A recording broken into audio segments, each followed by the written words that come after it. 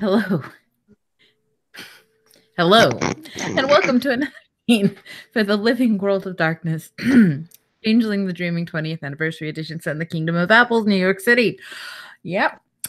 It's that time of year again where it is downtime and I'm still running ST Run scenes. But today's scene takes place in Staten Island.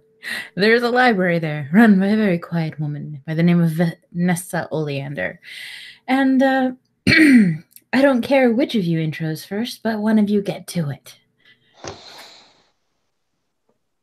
Unless Max really wants to go first, I can go. Go for it, dude. All right.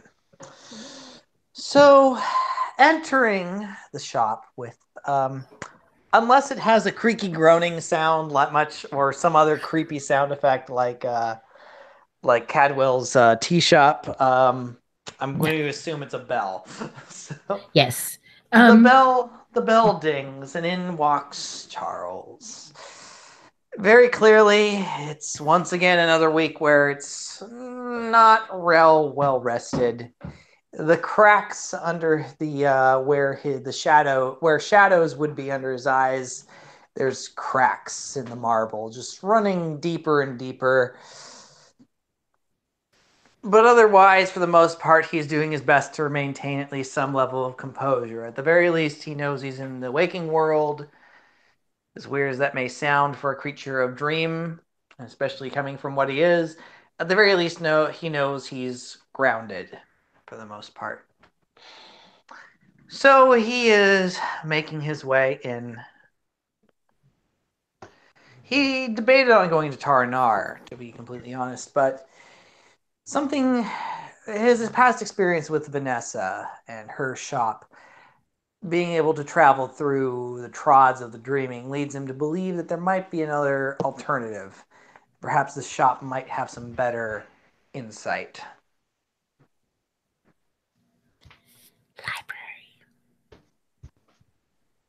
Library. Vanessa. Right. Yes.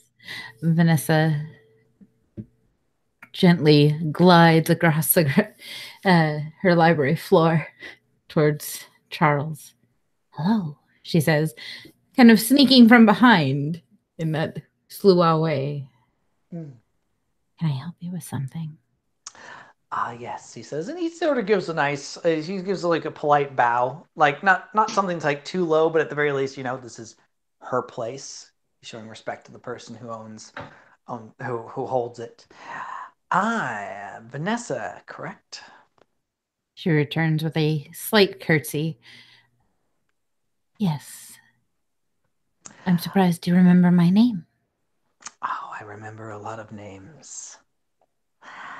But regardless, I remember more than just your name, too. I remember that your particular skill at allowing us to travel through the dreaming. I may not remember the entirety of the journey, but I know it was you that guided us through the majority of it, at least. I do what I can. Is there something you need to go into the dreaming for? Did you forget something? Oh, certain I've forgotten something, but that's not the reason why I wish to go. I'm afraid that this is more of a journey for our current predicament with the nightmares. I see. Now, I'm not asking you to guide me or anything along those lines, but I am curious on whether you have some information. I have reason to believe there are ways to get to a particular place in the dreaming, and I have a name of an entity that might be able to help.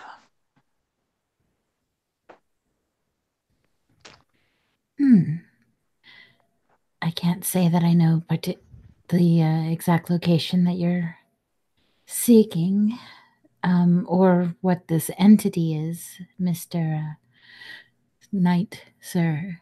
It's very enigmatic, and usually, while seeking and researching, we need a little more details than the general. course. Oh. I was planning on getting to that. I am looking for a way to get to the battlegrounds of Mara and Baku, and the entity in question that might be able to lead us there, or at least one possible path, is the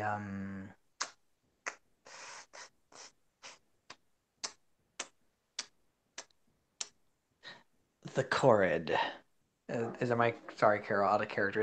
Am I pronouncing that right? He'd pronounce it Yep. correct. But It's pronounced Korid, yes. Yes. Korid. The Korid. The Korid. There's a lot of those. Nathaniel, almost by thunder and lightning, appears behind Charles in his bended position. He seems to carry a book in his arms. And it's just a Corin? Charles sort of turns. He's somewhat surprised, and he's looking at Nathaniel. Nathaniel, I haven't seen you in a while. How are you, my lad? Tired, sleep deprived. As am I, as am I. Your nightmares keeping you up, or keeping you from rest? Yes. I did give her ice cream, though. She appreciated it. He stops, and he remembers, and he looks at him and he goes, "You gave Mara ice cream." She was lonely. She was indeed. She still is lonely. And he shuffles to one of the bookcases and put the book in there. Very gently. Like slide it in. And Charles, it's not so much that he's forgotten about Vanessa, but more that he's become fascinated with Nathaniel for a moment as he's walking over to him and following him, like, in this sort of like almost bewildered sort of state, for lack of a better term. You spoke with Mara. I did, yes. I actually saw her fight with Baku.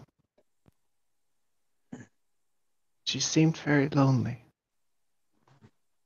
She is very lonely. He sort of nods at that. I spoke with her too. I'm afraid I didn't give her ice cream. I'm afraid it was a bit selfish. Why But, would it be selfish to give people no food? well, Mara was saying that I was the one being selfish, that I didn't give her something new. To be honest, I was scared of her at first. But I She, realized but I realized ultimately she's wonderful. she does look pretty intense at the start, but she didn't quite appear that with me. Well, and he kind of frowns his nose. It's like, yeah. That's not exactly true. I arrived the moment she struck a death blow to Baku and then ate his stomach. I'm afraid I didn't get to see that, but I saw her cradling him. So sad. Her friend. Her one and truly only friend.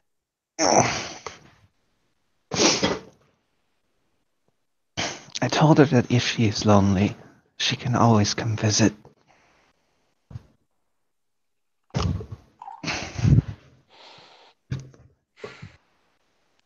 But you are talking about the court? Yes, I had been thinking about ways on how to get to Mara and Baku's battleground. It's rather important that we do so. It's how we can fix this problem. But these nightmares fix the balance. But I'd remembered something about Corrids being something that guards Trods. I have a feeling that a Corrid might guard a Trod towards them, but I'm not sure. Correction. Corrid actually are each trusted with one important secret of the dreaming. Oh, thank you for correcting me. Then I say that then. And I believe one might have the secret on how to get to Mara and Baku. That sounds right. Mara actually told me to search out the Koret. I've been looking up information about them in here. Well, would you like me to help you? Sure.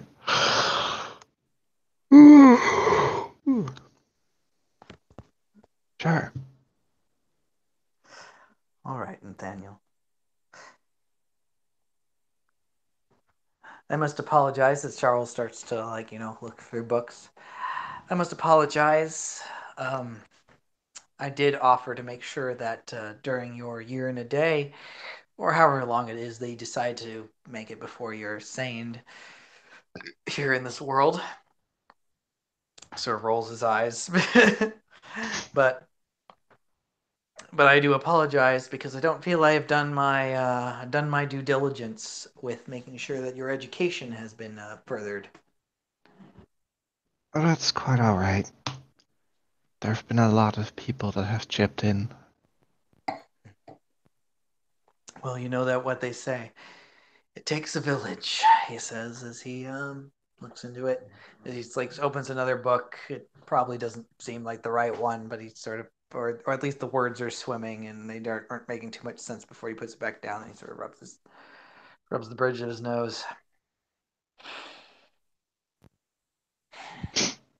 Many hands make light work. Hmm. That too. That too. Still, though, have there been any questions or things that you've been, any ponderings that you needed clarification on or felt you wish to discuss? Not exactly. Vanessa has been wonderful in answering all my questions. Ah, that's wonderful. I'm glad to hear that. My hope is that when you eventually you're ready with your for your seining, um, I hope to be the one to be honored to help you discover your true name. But he smiles. It's ultimately up to you who you feel you trust most with that one. It's a very personal thing, learning your true name. Mm-hmm.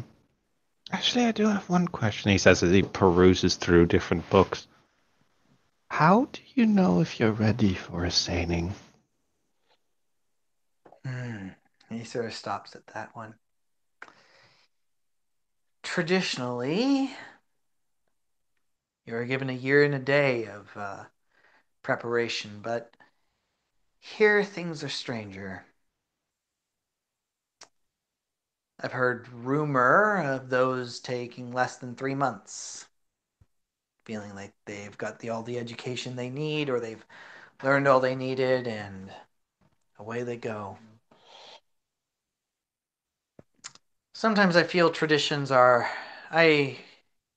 traditions aren't deserve to change, but there's something poetic about a year and a day. How long has it been since you've remembered yourself again? As Max looks up his character sheet.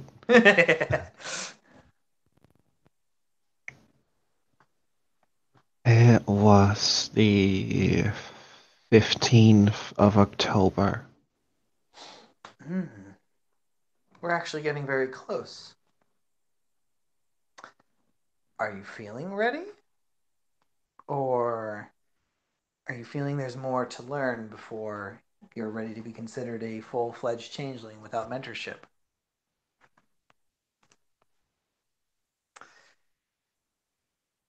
I feel like there's always things you can learn. I haven't exactly felt different or much of a change. Well, I guess I have, but not in a way I think many people expect to have. I don't know, it's weird. I have only been in this realm for a little over a year now. But myself, I've been alive, I've been in existence for millennia or a dream, depending on how you look at it.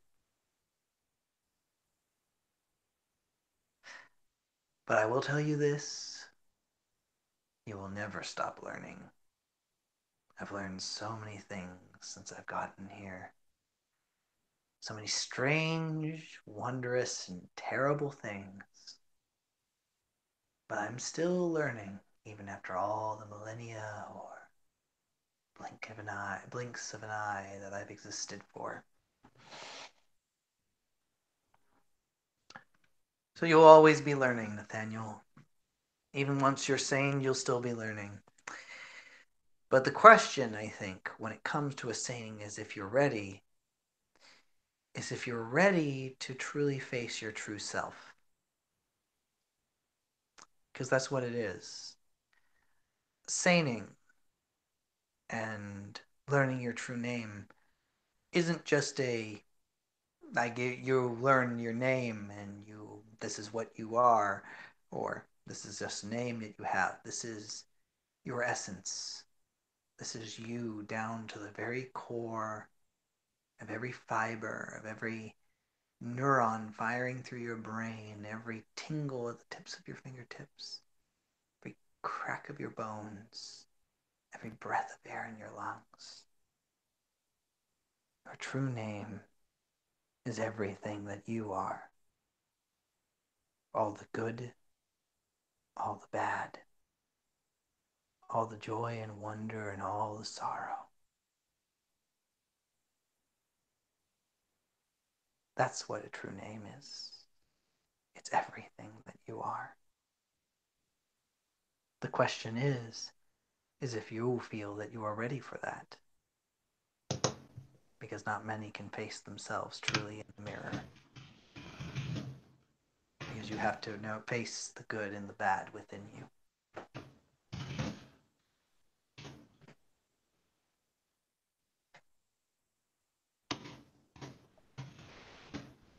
Hmm.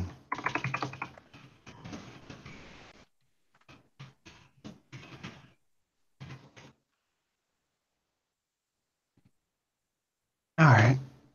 I guess that makes sense. You don't have to answer now. We're tired. I'd rather you make that decision when we've finally gotten some rest and are clear-headed. Says as he's sort of looking through another book again.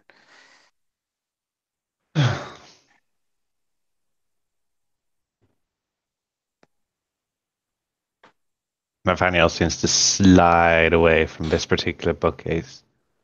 He goes to another one. It's almost as if he listens to some of the books. Not you. Not you.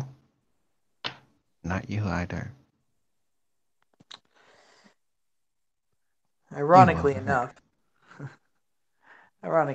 while he's like going, not you, and talking to them, or listening to them, Charles is actually also talking. Well, he's more talking, and he does listen, but he does seem to talk to the books a little bit as well. Oh. Memories of a lost road.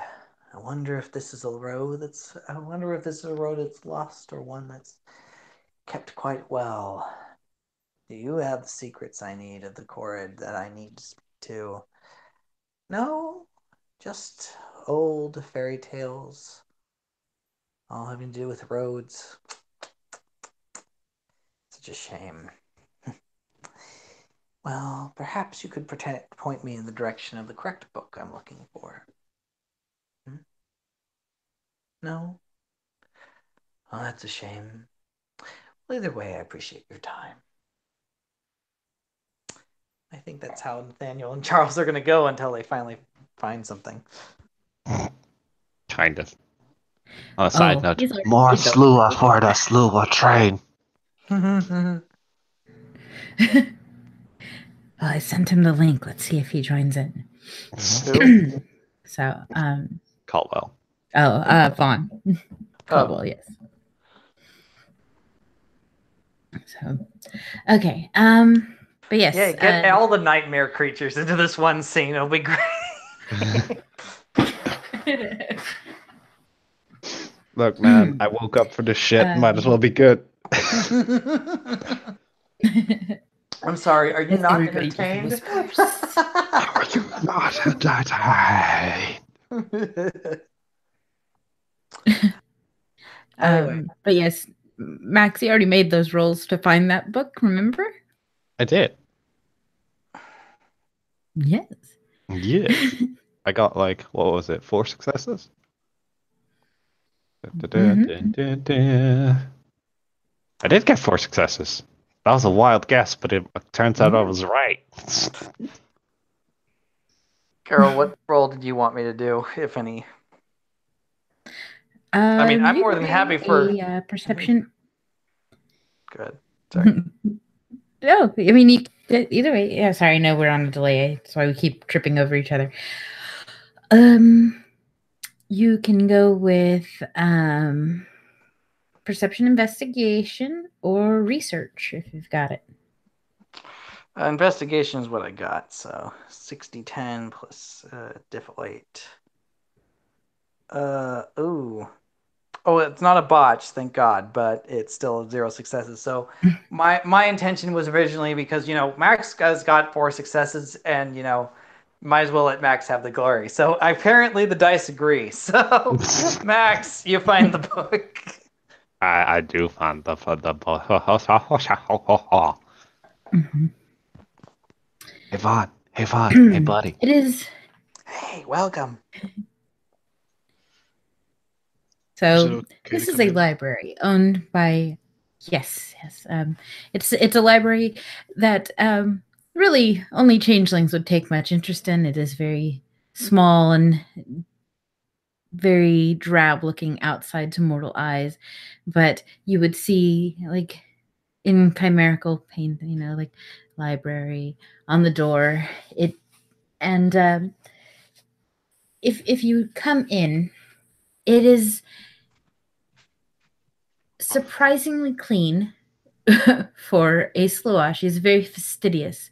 It is not to say that she doesn't have an appreciation of old things, because the smell of old books permeates the senses. The furniture is old, but dust has a way of being cruel to books if not properly maintained. And that is why it is a very clean place. But this young woman here will approach you when she hears the door open, because there's little bells that let her know. Ding ding. Yeah, Caldwell will slowly close the door behind him. Mm-hmm. You're new? Yes. Sorry if I've come at a really bad time. Are you Vanessa? There's always time for knowledge. I am. I'm afraid I haven't had the pleasure of learning your name, though.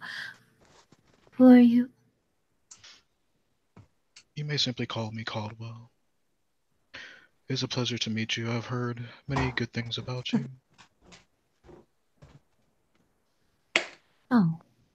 Oh, I'm glad to hear that all the gossip about me is good. Welcome. Thank you. And he steps in deeper and kind of looks around, notices that everything's rather clean and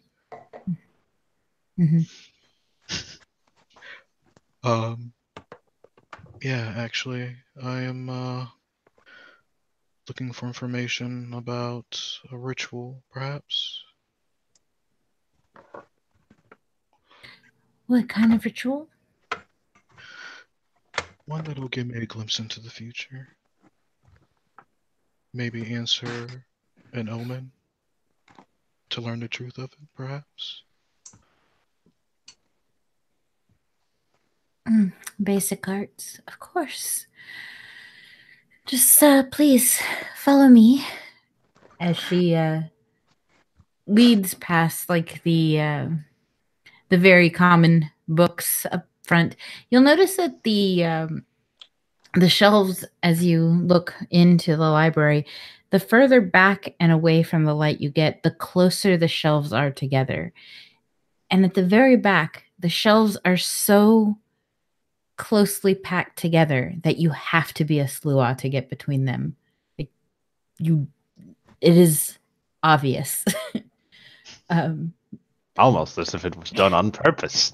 Yeah, he just concocts like a knowing smile almost. He's like, this is so simple and clever. Like he's gonna remember remember maybe to employ this. That's Kithist.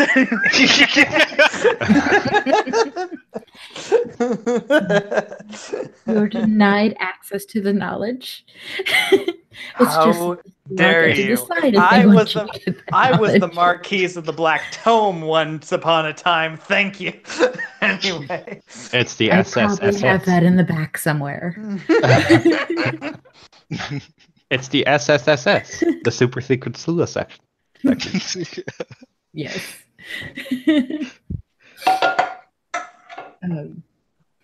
Just reach in there to grab a random book. But anyways, but she leads not entirely to the back because these are books on art, but a little further back than the things that would be immediately visible to somebody just coming in. If you have a seat, I can go and collect some books for you. Well, I'd say be quiet because there are other patrons here, but that's not really a problem for us, is it? He just shakes his head. No, though, if you don't mind, I won't venture far, but I'd like to take a look around some more myself. Oh, please.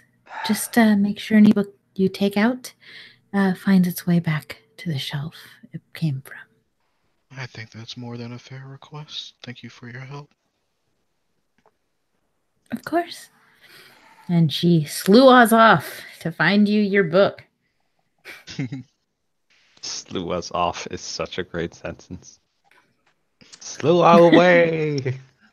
So yeah, Caldwell's gonna just basically stick one of his hands in his pockets and then kind of like look around a bit, like, what's a good direction to go? And then he'll just do this mental spinner thing, and then wherever it stops, he'll kind of go in that direction, and just start looking at like what's across the shelves and stuff. Yeah. Nathaniel, I hope your conversation partner's a little more upfront. Mine seem to be a little more closed. Caldwell kind of tips his head. Nathaniel's currently looking at the spines of various books.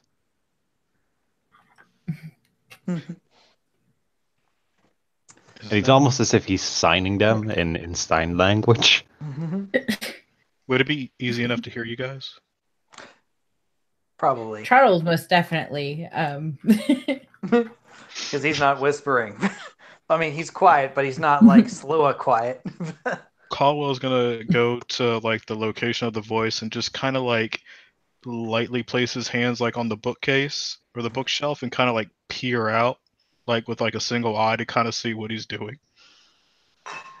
Charles is currently like every so often he's stopping, he's picking up a book, he's flipping through the pages, and he's actually muttering. It's probably not too hard for you to understand that he's actually like talking to the book. When she's talking about like his cover, its title, and stuff like that, and what's contents, it's like, no, you don't have what I'm looking for. Oh, that's a shame. Could you point me in the right direction? Oh, you're another one of those stubborn books, aren't you? Well, the books in Taranar were a little more conversationalists. And he's like somewhat frustrated, but at the very least, at the same time, he's still putting the books back gently. He's not like, gonna like throw down a bookshelf or anything like that. But it's very clear that he's a little frustrated because these books are definitely like being more of an obstacle than they are being a help. Caldwell will shuffle around the corner quietly and walk in your direction. He'll kind of look along to see, like, read all the like titles of the books, kind of running his fingers lightly over the spines until he happens, upon you, probably a little bit closer, maybe like a arm's length away, and he just says, "I didn't expect to see you here so late in the evening." Charles sort of starts a bit. This is the third time today in probably the last hour that literally 3 Slua have snuck up on him. And he finally turns and he's like, and he smiles that diamond fanged smile of his. It's just a bit too wide. Like, Cadwell. Ah, pleasure to see you here. I wasn't aware. When did you arrive? That diamond smile just always seems to unnerve him a little bit, even though he's made of nightmares, and kind of just like rubs his hands together, and you hear that familiar popping as he kind of like goes through his nervous tics. But he looks around, kind of looks at what you're looking at, and he just says, "Oh, I only been here for a few minutes. I just got here. I couldn't sleep, so I figured I'd make best use of my time by maybe doing a little research."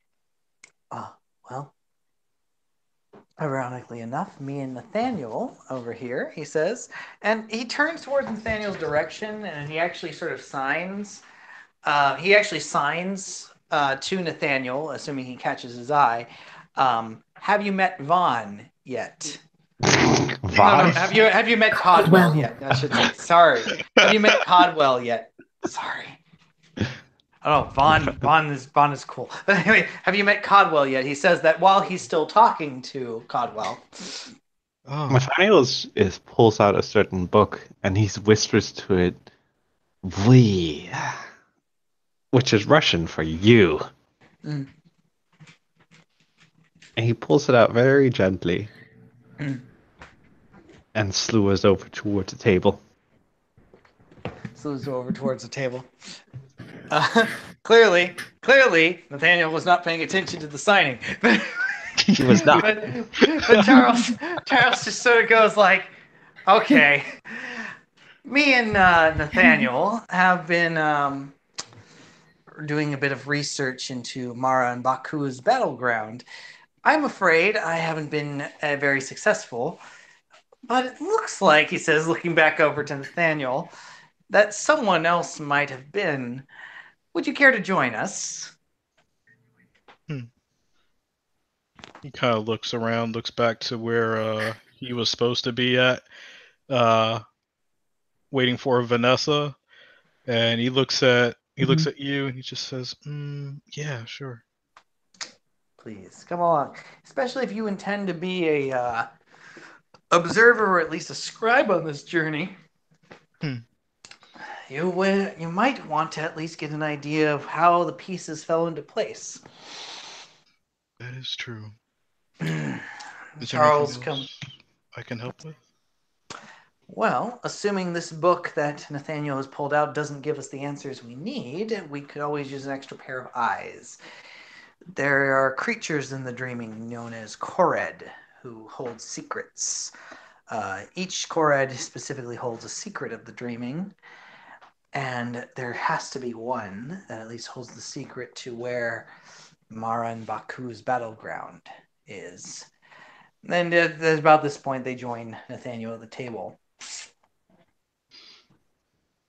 And he simply turns his head down, looks at Nathaniel. I'm assuming he sat down, and he says, He's as he sits down, he's saying Admira imiet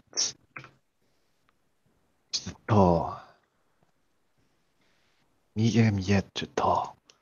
Which, if you speak Russian, means this book has something. I do not. Unfortunately, Charles knows Swedish, but that's not close enough. Well, I mean, it's got some similarities from what I understand, but it's not close enough for full Russian. It's So. Yeah. Caldwell kind of picks up. He doesn't know Russian yet, but he's been studying it, so he kind of picks up like a little bit, but just nothing really to really kind of get a good gist of what he's saying. I'm actually gonna. Sorry, I'm actually gonna do my. Let me do my academics. Let me do my. Is this the day that I give Charles another language? Is this the power of Ultra Instinct, Max? Oh boy! But I have +3 dice to identify languages and stuff like that. So let's see here. Oh yeah, 3 successes. I think Charles is picking up the gist.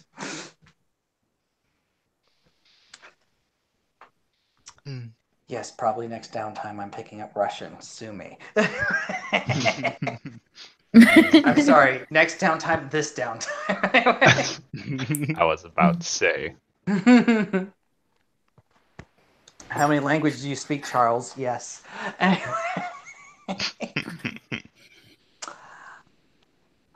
Do you now? Charles, it's not necessarily broken, but it's definitely like he's forming the words for the first time.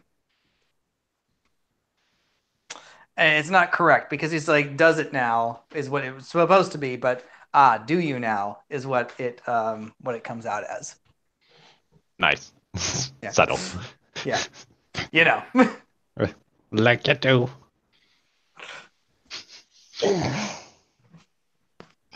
For the ignorant in the room. So. Go ahead. Don't worry about it. What? Caldwell said, "For the ignorant in the room, what's going on? What do you have?" I think Nathaniel thinks he's found the book with the answers.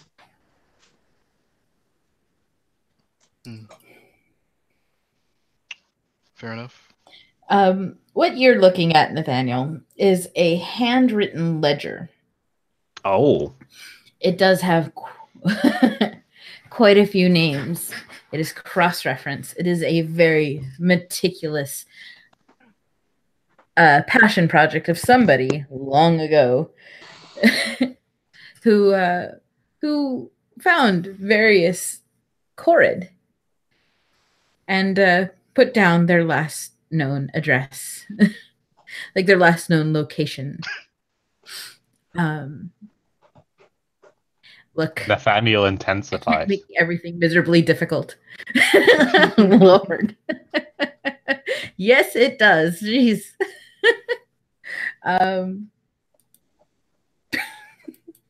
Okay. So yes, cross-referenced. If they knew what something of if they were able to get some sort of clue as to what the court knows, there is a little reference there.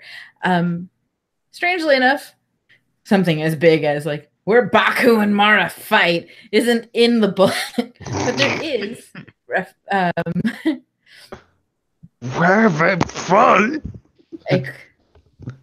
a Korrid with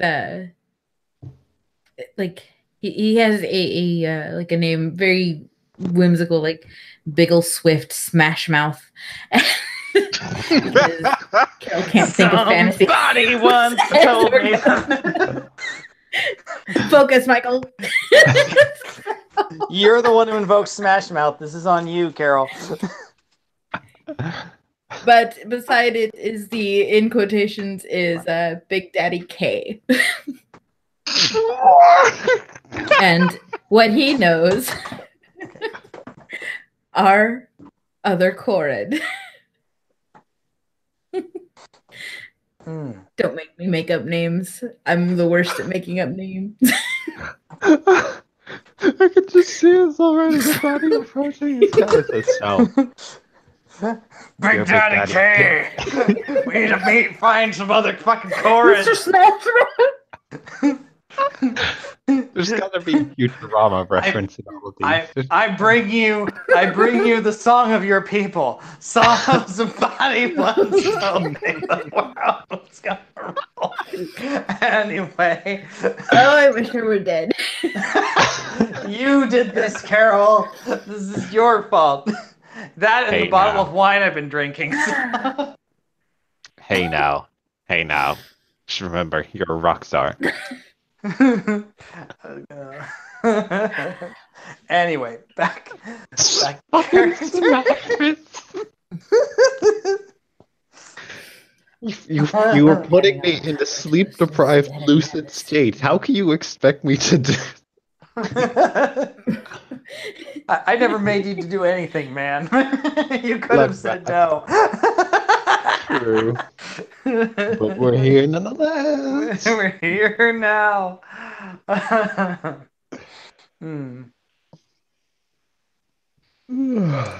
Meanwhile, back in the library, this is what you've read.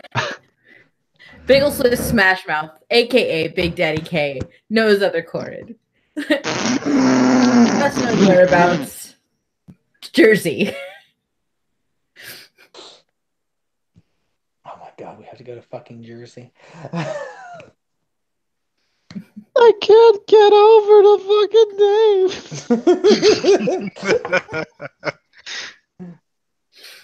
name. Which one? Oh, Carol. Yes. The answer is yes.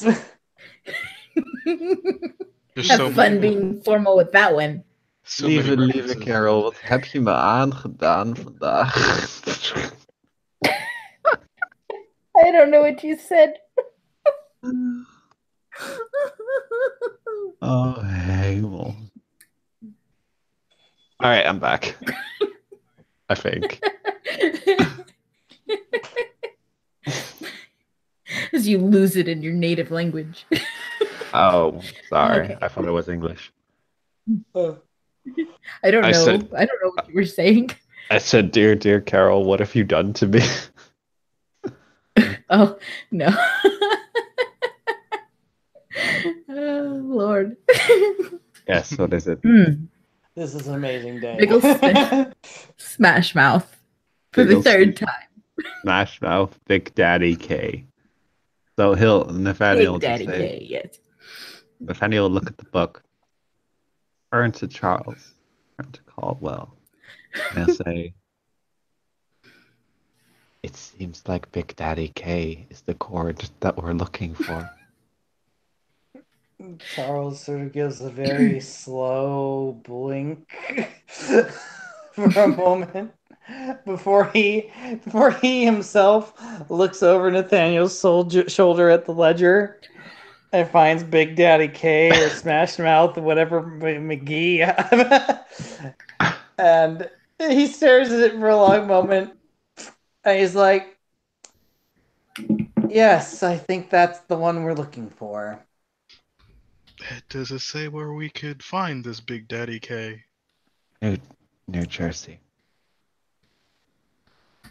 Back home, they said that place was a hellhole. Is that true? I don't know, but from Yes. the way people describe Jersey, it's the most banal place in existence. You'll find out. Also, hello, Caldwell. Ah. Good to see you, Nathaniel. Glad you're doing well. For the most part. I'm sure you're not sleeping either, huh? I mean, Curdior and Salisbury are helping out, but there's a limit to what they can do. I understand. Well, I'm sure we'll get this handled soon enough, and then we can go back to our normal nights. Yes. Though I'd like to keep the ice cream. Well, good thing there's plenty of ice cream in New York. That's actually something I had a question about, Nathaniel. How did you manifest ice cream there? I thought about it. You just thought about it while talking to Mara, and ice cream was there. Yes. How did you get tomorrow? Was it through a dream? Think so. I guess I just wonder if you basically took control, then perhaps you had some measure of control there as well. I don't know. I have no expertise on these things. Are you still thinking about speaking to Mara, Cadwell? Yeah, I am. It's better that I do. Hmm. My recommendation, if you want to make sure it's a very sustained conversation, I think Space sort of looks at Nathaniel for a moment. I think you being her children have a little bit more of a distinct advantage. However, if you're wanting a more sustained conversation, excuse me, I would recommend making sure there's at least some ritual that goes into place before you go to bed, before you go to rest. That's what I had to do. Um, I actually still have at least some of the components if you're needing needing a guide into it. Ritual? For me to speak with Mara, or at least I wanted to make sure that my conversation with Mara was sustained. I had spoken to others who had managed to do very much the same as you had, Nathaniel, managed to speak to her in dream. But unfortunately, their conversation was very short and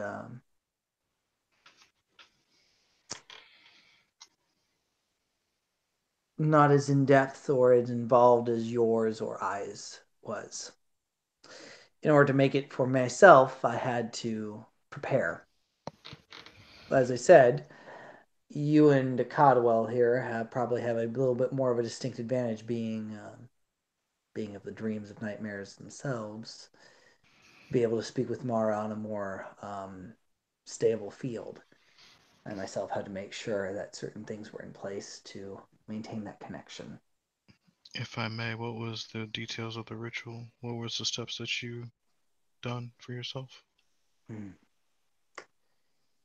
He sort of thinks for a moment. He goes, when it comes to entities such as Baku and Mara, that are so far deep in the dreaming, it's not conventional magics that have to be done in order to draw their attention or to bring them into focus. It's sorry, thanks for a moment. It's symbolism. Another language in of itself. You need symbolism in order to bring them there. I brought symbols of nightmares, of things that would inspire, or things that would connect to sleep, but keeping nightmares in place. I had a dream catcher created by one who was within their culture to do so, with one small little caveat that there would be a space left open so that when I was ready for the nightmare to go, it would go. Interesting. I had a bear given to me by one I trusted very deeply that was a symbolism of those things that keep you safe at night, but had been taken creatively into a nightmarish sort of form. A sort of twisted mockery of how the things that keep us safe can also be twisted into horror. And then there was one other thing, at the very least, one other major thing. And I still have that. Well, I still have everything that I had in that ritual. A connection. A little pop culture-ish. But I had a paper mache made in the format of the tree of Dagobah in The Empire Strikes Back. That idea of going deep into this tree where you have to face the darkest parts of yourself, the things you don't necessarily want of yourself, seemed fitting.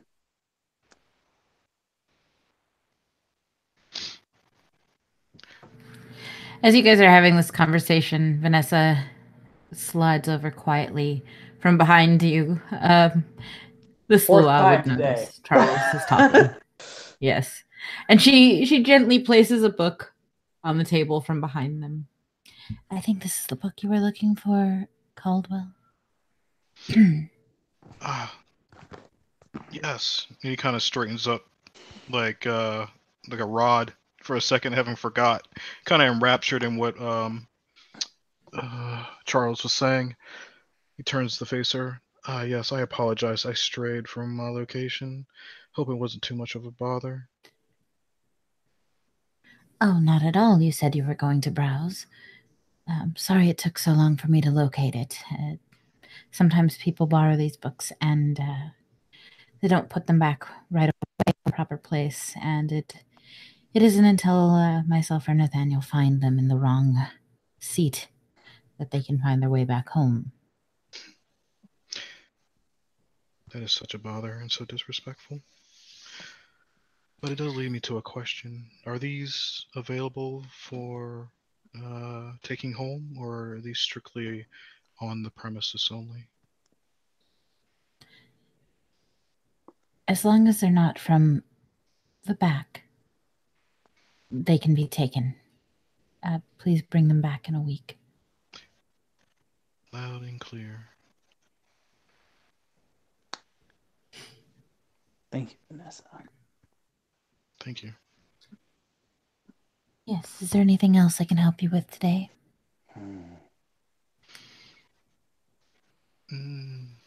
Not me, no.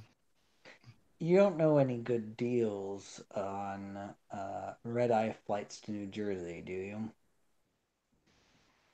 I think there's a bus that leaves from a block over that heads out in that direction in about 15 minutes. If you feel like sprinting.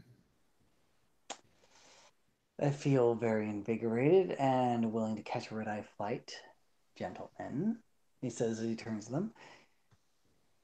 How are you feeling as far as adventure to find the Korred of New Jersey?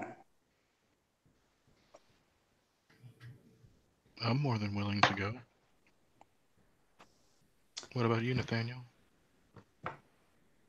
Nathaniel will gently close the book. Look at Charles and Caldwell. He says, "Sure, let's find Big Daddy K." Excellent. Charles pulls out his phone. I can't do it! Text Lejean first. I'm taking myself and some associates out of the county to research more about Mara. I'll be in New Jersey. Please let the appropriate individuals know that I will be there on a particular mission. I know I would probably be a little more formal than that, but my brain's a little bleh. But anyway, one red-eye flight later, Charles is probably buying these tickets. Jesus Christ.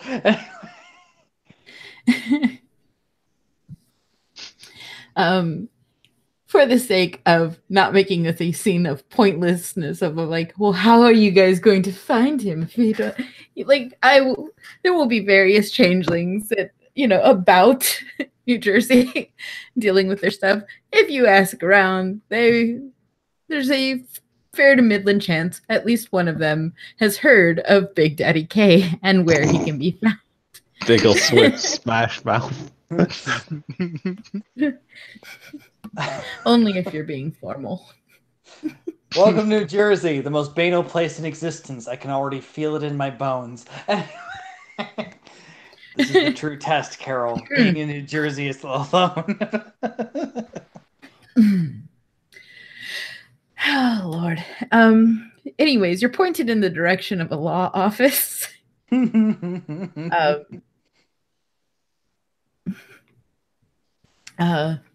law offices of I don't know, Brunswick, and Keene.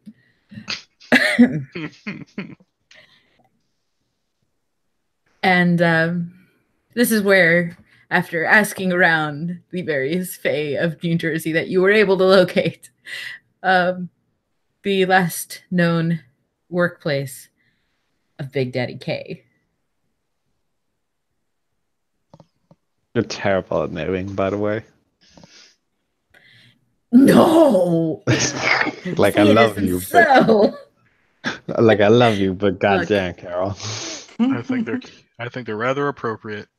It's fucking 1 o'clock in the morning. Gentlemen, thank you. Like, everybody's like, I'm the only one who's sleep deprived and adult. 2 kids and it's 1 in the morning. Thank you. You again, Brunswick, and Keene. Confused, screaming. And just be glad I didn't go with Sam Adler, the Texas Hammer. Oh gosh. We're flying to Houston, boys and girls. Hold on, let me pick myself up from the floor. Anywho. Yeah. So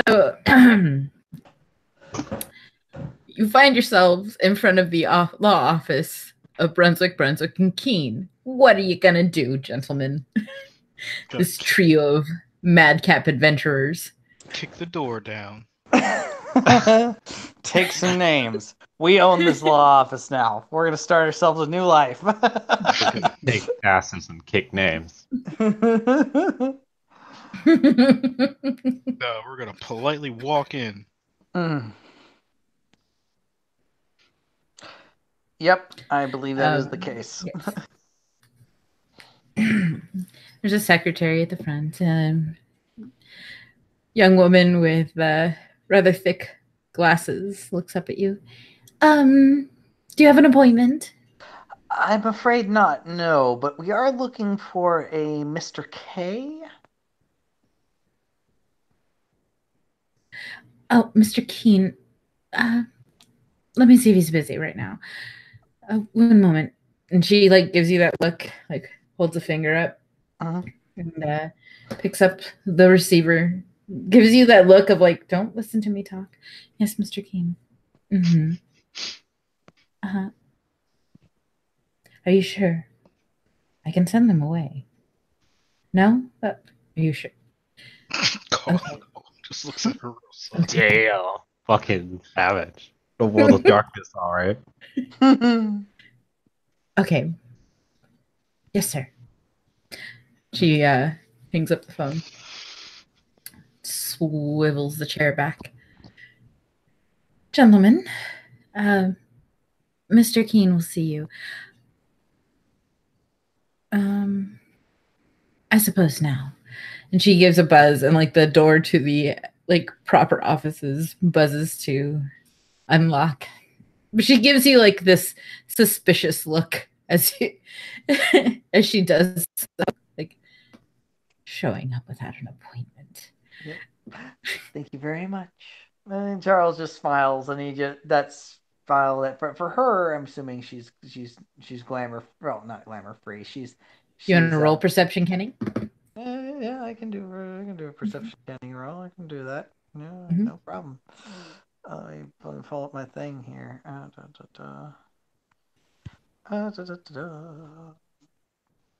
Holton, Tintin, spelling. 2 successes. 2 successes. She is someone's dreamer. Ah, okay. But she doesn't, of course, see what I am. That's fine. No. That's good enough.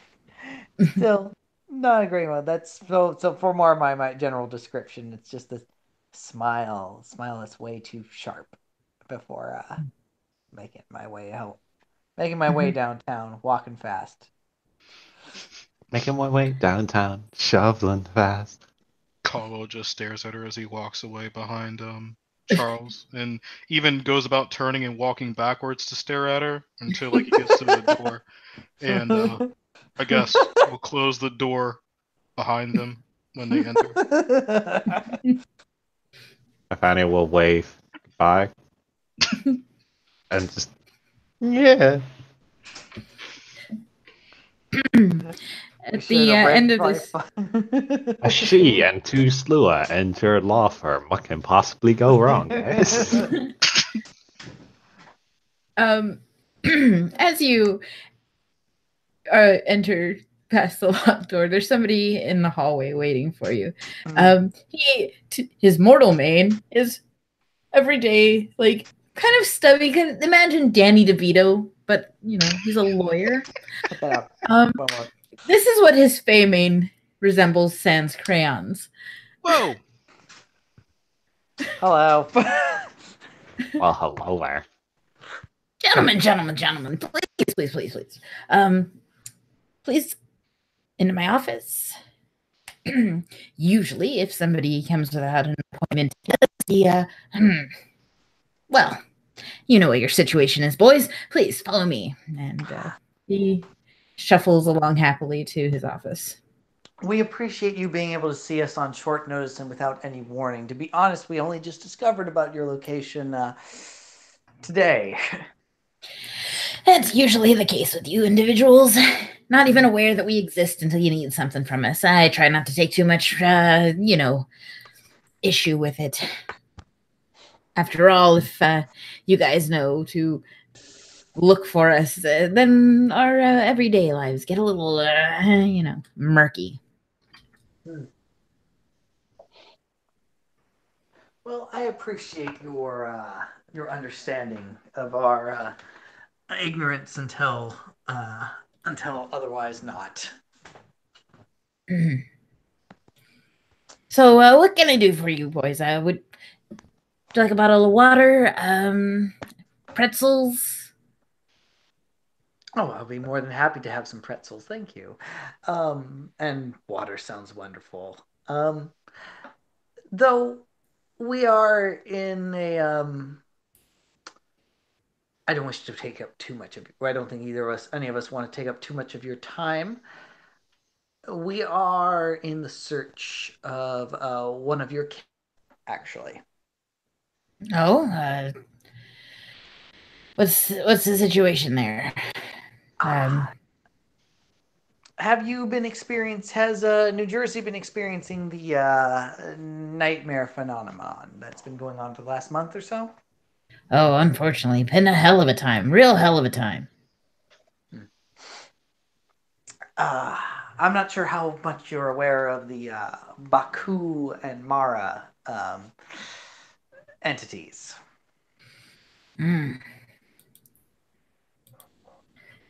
I know they're a thing.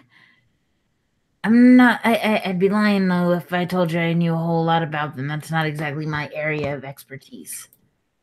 That's totally fair. We are, however, trying to find one of your members who knows how to get to their battleground. Ooh. Well, let me see what I can do for you then. And he pulls out an old Rolodex. And just hold on. I'm gonna go ahead and throw his mortal mane up here as well. Anyways. And he said, never change. So he like pulls this This old. time, the gang goes to New Jersey to learn about the Baku and Mars battleground. As he flips through the Rolodex. No. He said Baku and Mara. Caldwell's gonna like sidestep over towards him a little bit, like try to look at the Rolodex, like. Hello. Can I help you with something? Just looking. Sorry. Oh no. That's just making sure that you weren't lost or something, boy. All right. No. He gives it like a hearty spin and then just sticks his finger in between to stop it randomly. Nope, that doesn't work either. I could have sworn that would have fucking worked. No. Bah! And he pulls out a card. So, this is a fairly look. So, you guys are used to dealing with quirky individuals, I'm sure, right? Oh, mostly they're more used to dealing with me.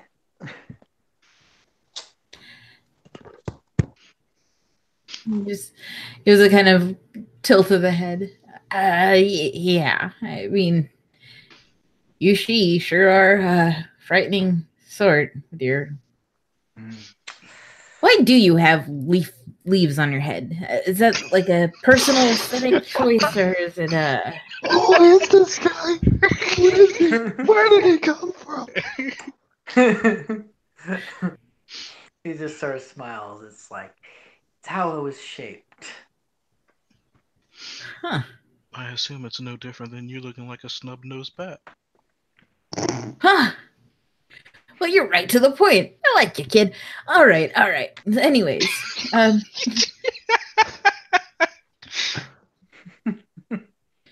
What So, gift is this dude? Is he a puka? No. He's a Corin. He's a fae of some kind, but he's Wait, not that's an actual gift? What?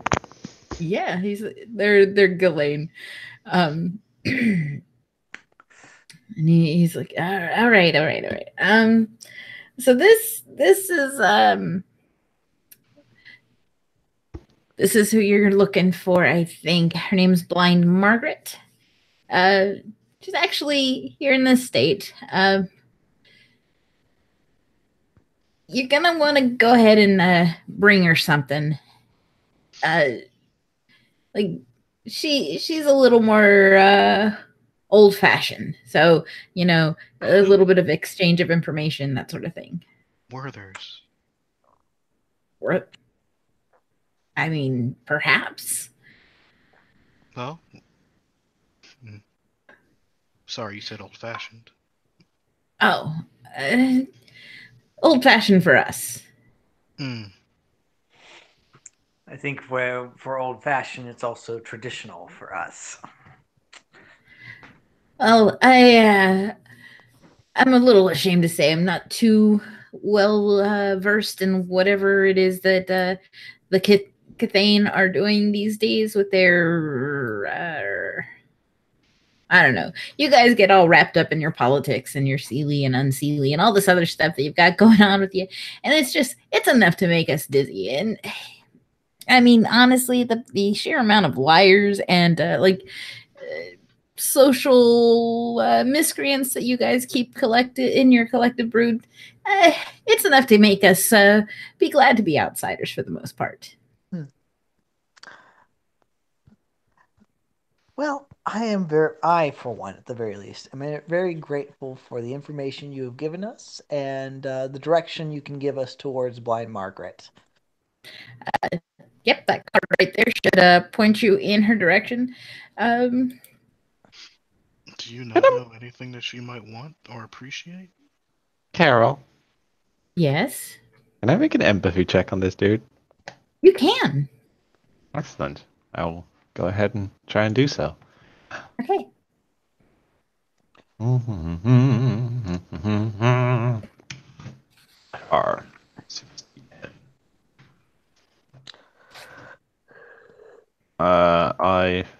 3 successes.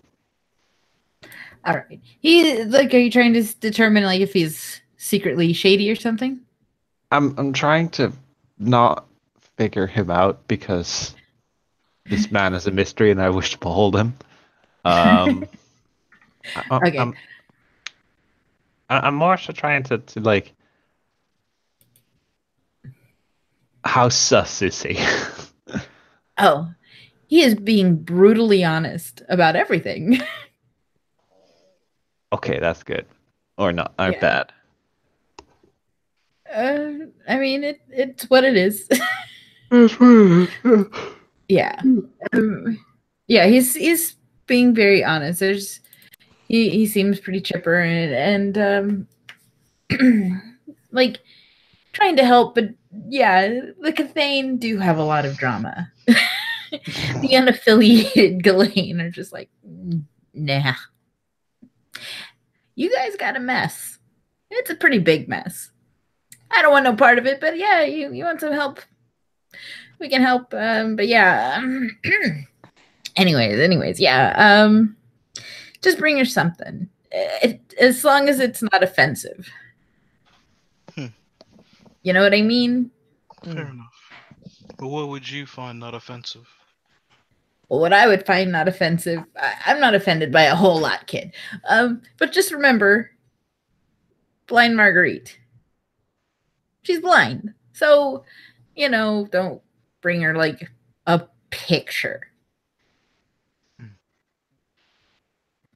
Wasted on the blind. Fair enough. You'll do fine, I'm sure. He gives like a friendly pat on the back, a little firm on Caldwell's back. Just, there you go, and then one on Charles's back, and go ahead and just he like gently points in the direction of his door. Oh, can I have your card? You seem rather knowledgeable. Well, yeah. You know what? Debbie at the front desk, she can hand you my card. There's a slap on Charles's back sort of causes him to freeze for it's only a second, but it feels like longer. But that smile is still fixed in his place before he goes, yes, I think I'll take one of your cards. Thank you. No. Yep. Just talk to the secretary. She'll hand you it. Again, have a good day, gentlemen. I'd say don't be strangers, but I understand how it is. And but seriously, he is like gently shepherding you guys towards the door. Well, if we find ourselves in Jersey at any point, perhaps we'll make a call. This time, I promise we'll make sure that we give you plenty of heads up. Yeah, you go ahead and do that. Big Daddy K will hook you up. Good to know. Good to know. Oh, you're a real sinister fella, aren't you? Thank you again, Big Daddy K. No problem. Can't. I fucking can't.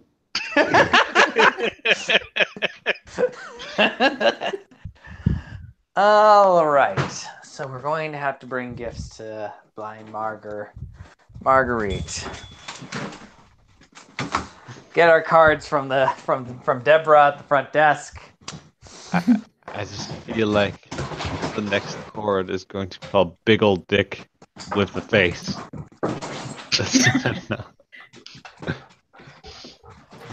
So off you go to blind Marguerite, right? Well, first we have to get gifts. Okay, what are you going to get? Off to the CVS. I mean, I think I'm going to the CVS for this. I'm going to get her something beautiful, something knowledgeable. I'm getting her the goddamn Lord of the Rings in Braille. Oh, Lord. All right. gotta be real extra. I was just gonna say we could bring her some of the pretzels and water from, Big Daddy K. Well, we could do that, or or we actually give her at least some more appreciation than just pretzels. Fair enough. So who has that index card or the Rolodex card? I think Charles does, right? Probably Charles. Would you like to give a glance at it? Yes. Okay, so it does say blind Marguerite, with some notes as to like portals to ancient entities, perhaps. The question marks. But it's like mortal name, Judge Maggie, Baud, Baud. Okay, I'm gonna Google The address. Yeah. Okay. Google that. Because if she turns out to not actually be blind. No. She is one of those TV judges. Okay. With the byline, "Justice is blind, and so is the judge." I was caught on That's about to fucking say, amazing. like, there's a certain amount of appropriateness to her name for being a judge and blind. Justice is blind, and so is the judge. All right, good. So Lord of the Ring is in Braille. It is.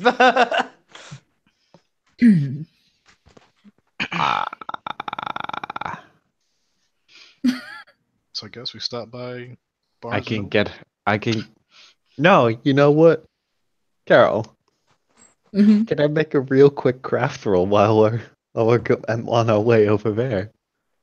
Sure. What do you want to craft? A scarf. Okay. It's like, here. Sure. It's going to be winter. Eventually. I mean, it's already fall, I guess. Like that, it's appropriate. Thanks, Yeah, go ahead and Werewolves. roll me that crafting roll. Oh. Hi. Hello. My sister's dog is here. Another German Shepherd. What are you doing? Let's see. The OG German Shepherd, yes. Good girl. Goodness. Is that your crafting roll? That is my crafting roll. You craft the fuck out of that scarf. I've got Jesus. 1, 2, 3. He has a specialty in this stuff. Jesus, so six successes. 6 successes. 6. Yes. I've also got Master Craftsman. So what does Master Craftsman do? I think it lowers the diff or lowers the amount of successes that you need to achieve something. Jesus. So If assuming it lowers the diff, that's 6, 7, 8, 9. Just you craft. It is the best scarf that you have made. the best scarf. Even the blind will appreciate it. It feels like motherfucking cashmere. Fucking Lord of the Rings is, put in the scarf. And Lord of the Rings, a scarf, and pretzels and water. Our gifts to you. For you. For you. I run this scene for you. Oh. Doing the As motion, you guys Carol, I know. As you guys coordinate this amongst yourselves real quick, I gotta deal with the little one. He woke up. I have to put him back down. It'll take me like 2 minutes. Okay. No problem. All right. I don't know how they're getting there. If they're taking a cab or like walking or like where it is, but like Nathaniel just takes out apparently his knitting tools. Probably waiting while Charles is trying to find a blind, because to be completely honest, it's probably pretty difficult. I mean, I haven't run into it. I live in a small county. It's probably not that easy to find Braille. I mean, I could be wrong. Maybe you just need to know where to go. but like braille books is a very specific thing to have to look into. Best part is Charles Reed that can do American Sign Language and braille. He knows how to read braille just fine. Vanna's just in there like. Well, Charles is negotiating with people. It's like, no, I need the full collection. What are you talking about? The full collection? Yes, the full collection. The full collection. All the books, including the Silmarillion. What the fuck's wrong with you? Are you a heathen? Do you even read? Do you know how many times I've read this book to a plastic lawn flamingo? Oh, Jesus. Too many goddamn times.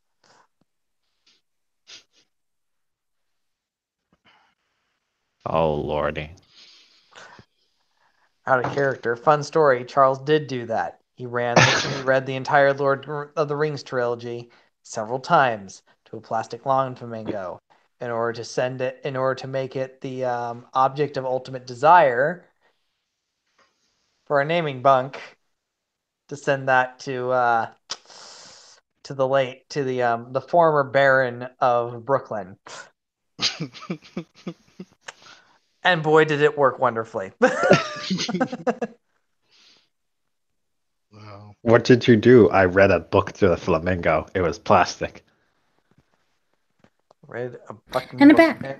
Yes, Carol, I was as a slight joke, Carol. I was saying it's like, look, I want the full collection of the Lord of the Rings in Braille. You mean the full collection? Yes, the full fucking collection. I didn't read the full fucking story to a plastic lawn flamingo several times over for no reason.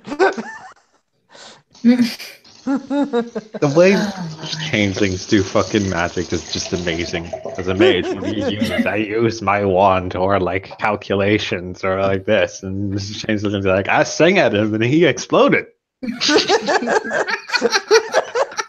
Yeah, it's pretty sweet. I sang a song. Why is this your favorite game? I'll tell you why it's my favorite game. Because it is simultaneously the darkest and the most fucking absurd thing you will ever do. Yeah, there's nothing like there's nothing else like fucking. I love Changeling. So, anyways, have you situated your gifts? Pretzels, scarf, book? Book. All right. Books. Books. All the right. entire collection, You- Carol.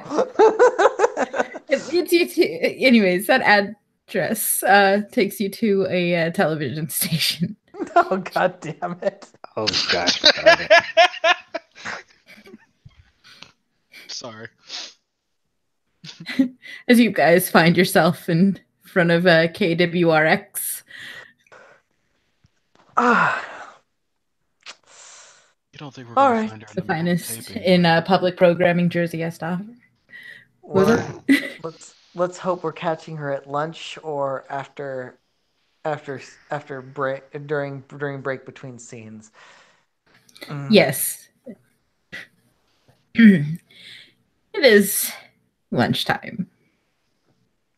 Lunchtime.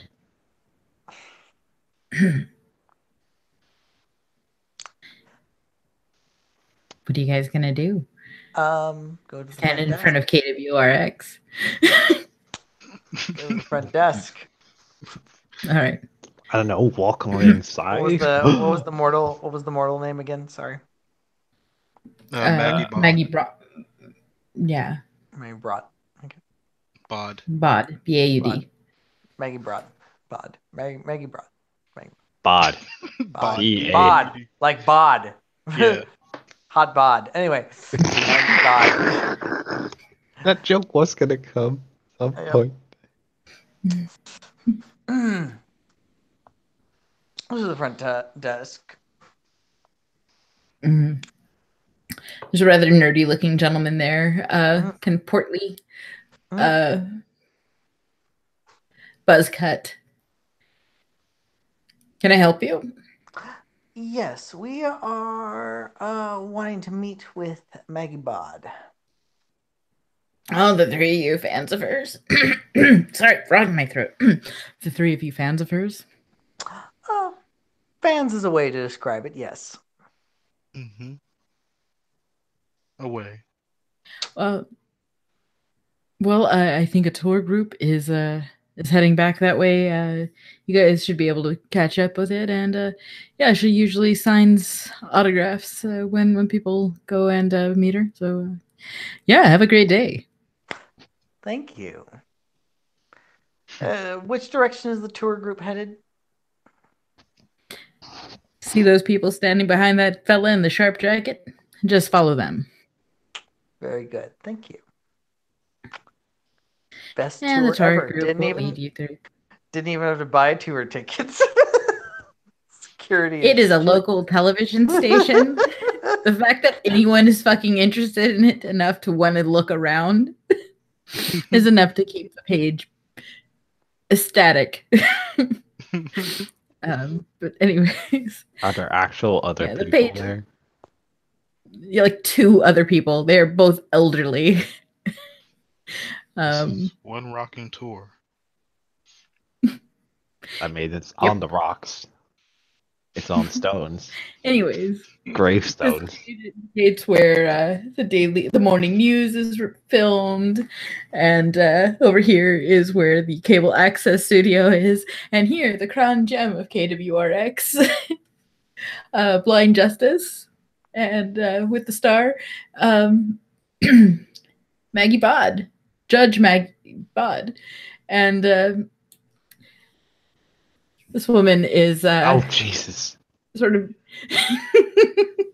is munching on a salad. Whoa!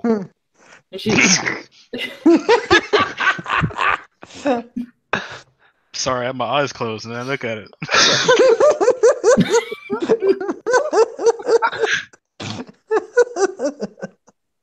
Anyway. And she finishes chewing her salad.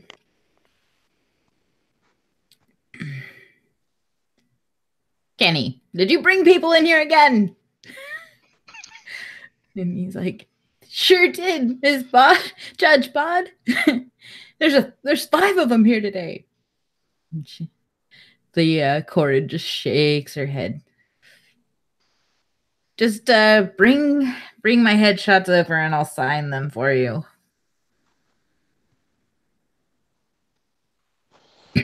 And the two elderly tourists bring headshots over to her eagerly. And she signs. And then she holds her pen up. Well, and just Charles, she looks past you. Charles comes over and he slides the book down, but he says, he whispers down low, "This is a gift for you."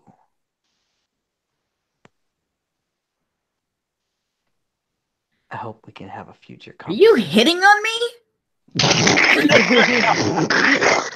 I fucking Charles just sort of blinks very slowly and he's smiling, but he says between his teeth, it's like, I'm not hitting on you. I am paying my respects. You might want to tell her we were sent by Mr. Miss Keene. Big Daddy K sent here. Fucking Kane again. She says, and just Kenny, get these two out of here. And she's waving in a direction Kenny is not, and neither are the tourists. Caldwell will kind of like adjust her hand so it's pointing to Kenny. Who the fuck's touching me? Oh, I was trying to help you out. My apologies. Yeah, Kenny. These three. They're my nephews from out of state. Maybe a niece. I don't know.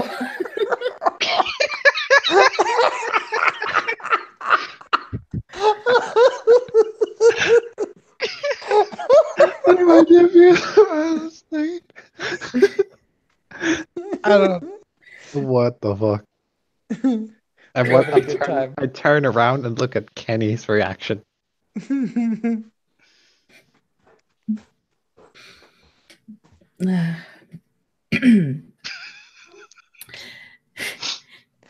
She Have you composed yourself, Carol? she pulls, she like pats her pocket and she calls somebody and she's like, I need 3 adoption forms. Yeah. Mm-hmm. I don't know how it'll work. You know what our deal is. Yeah. All right. So nephews, welcome to the family. Pleasure to be part of it. My gift to you. He says as he slides the book over to her again. She puts her hand out like to feel for something. Mm-hmm. Well, come here, let me get a look at you. He reaches out. He puts his face towards her. Not nearly as gentle as it should be. She just clamps a hand on his face and then brings her other hand and just does the feel for him. Like, oh, that marble-ish skin. She sticks a finger like to his mouth, probably a little in his mouth. Oh, that's sharp. And it touches the ears. Pointy. Okay. What the hell is going on with your head? You're the second person to ask me that today.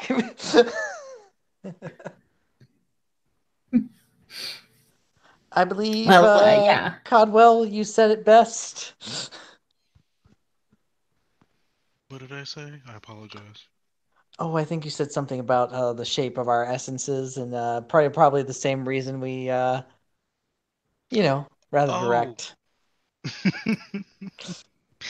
The comment I made to Mr. Keene. I said he looked like a snub-nosed bat. The same reason why Mr. My cousin here, or your nephew, has the hair.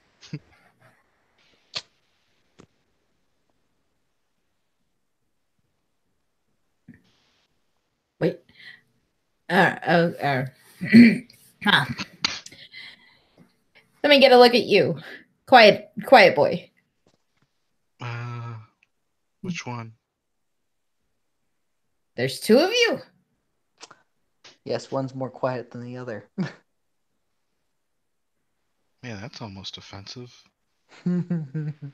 But hello, Aunt Maggie. It's nice to see you. I brought these for you. And he gives her like a snack-sized package of Sanders pretzels and one of like these little small, like like little juggy water bottle. I figured you would like these to go with your book in case you get hungry. Here's what I'm imagining. She's put her hand out to see your face. And what you have instead presented her with is a snack-sized pack of pretzels in a small water bottle. Yes? Yes.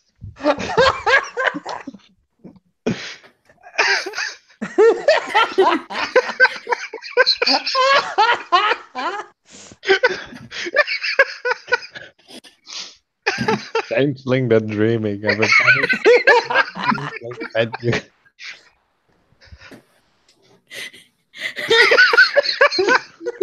She kind of crumples the bag midair. Well, that's a new one. And she just sets the water bottle down, pops open the pretzels, munches loudly. All right, should there was a 3rd one. Who are you? Nathaniel, I think she's talking to you. Oh. Come on, kid, I don't bite. Is she holding out her hands? She's munching on pretzels. Her hands are full of snack foods and a bottle of water.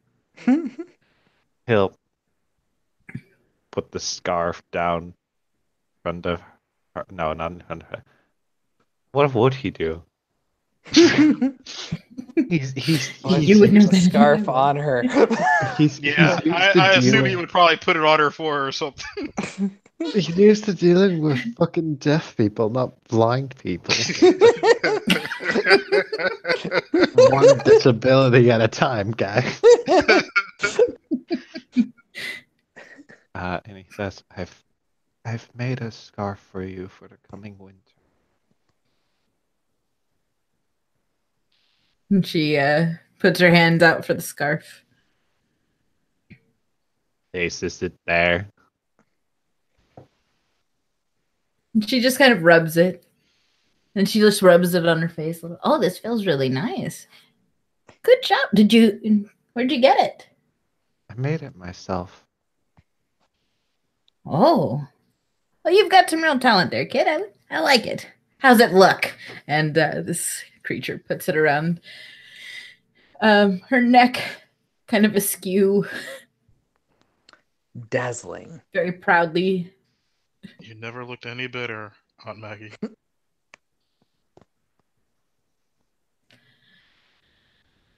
So Cathane then, huh? That'd be the size of it, yes, Aunt Maggie. Have a seat, boys. Caldwell sits on the floor. Charles pulls up a chair.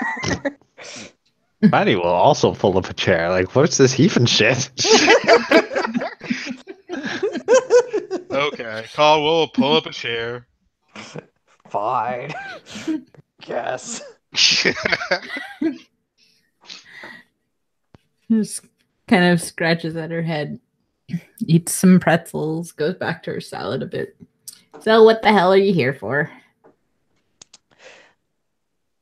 Mara Well. and Baku. And the way to get to their battleground. Direct. I like that. Too many times people come along and they have that fruity bullshit language. Like, I come seeking a quest. Like, nobody has time for that. Okay. To be honest, we've been dealing with the nightmares for the past month and a half now. I think we're past the point of flowery language. We're all What the fuck took you guys so long to come to me then? Good question. One I don't have a very good answer for. Probably sleep deprivation, but please continue. I didn't know you existed. we literally found out you existed like 6 hours ago.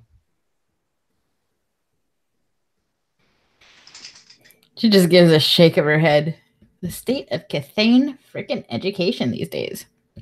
Crunch, crunch, crunch. We're working. You know, there we're used to working be on a it. time when you people would come to us. Did you just cut me off, boy? I'm sorry, I think we're functioning on a 3-second delay, Maggie.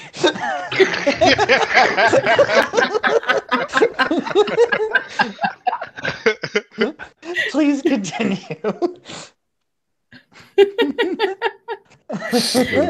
She just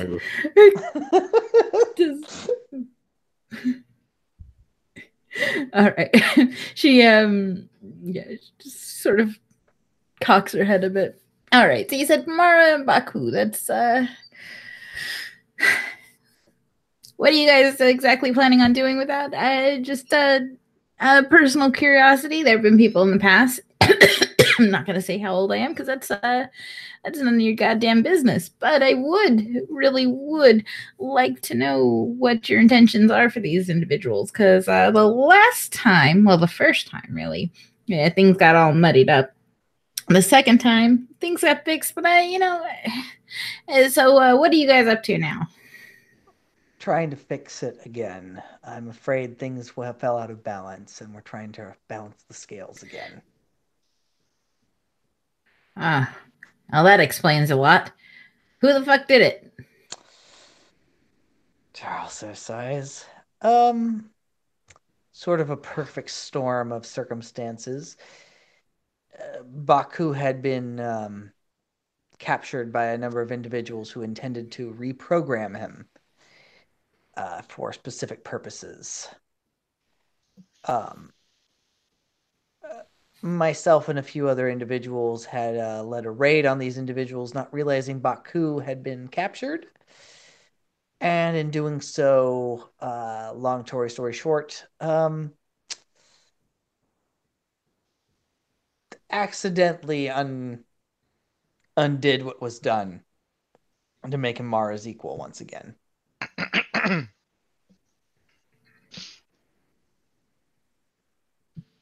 You got something to say, or was that a cough? Was that an that was OOC. Sorry, cough? my bad. Okay, sorry. No, I wasn't sure if you were like, no, don't say that. No, that was me. My bad. No, it's fine. So yeah, she not quite sure that I know what to make of that situation that you just described there, kid. But tiring. I finished filming for the day. It was what? Tiring, I would say. I miss tiring.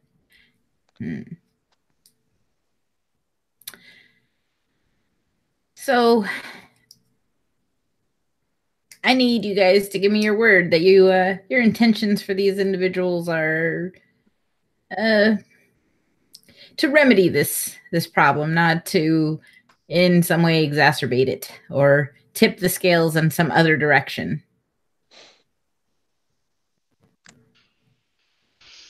What would you like to swear on?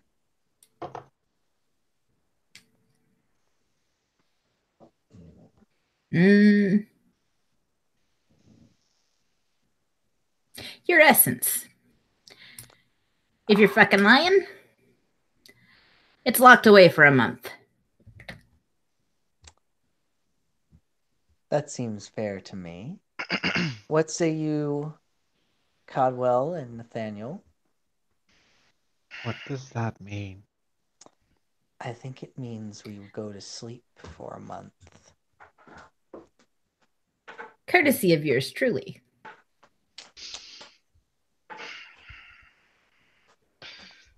I would be okay with that.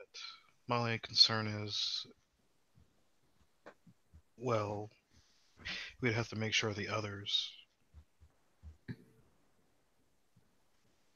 understand what we're doing or what's going to happen according to what you decide. It is surely not our intention to exasperate or make the situation worse. But if it does get worse, even without our intentions, does that violate this deal? I'm not exactly keen on contracts. At this point, the contract seems to be, if our intentions is to exasperate or make it worse, then our essences will be locked away for a month. Am I fair in that assessment? Well, if that's the case, then I can swear on that easily enough. Yeah, so can I. And so we threefold swear on this oath that our intentions are pure and that we mean to reset the balance of Mara and Baku, and to make sure that the balance is maintained once again. Should our intentions in this moment and beyond be proved to be false, that we wish to intend harm or misuse of us three here, then may our essences be cast away into blissful oblivion for 1 month. So do we all swear? Sworn. She just gives you, like, she stares in your general direction, but like the eyes are still like maybe looking above your head with a sort of incredulous blink. Boink. I don't want to roll contracts.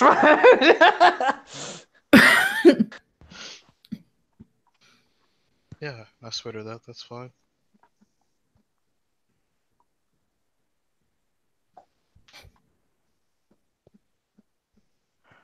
Girl, what's the difficulty?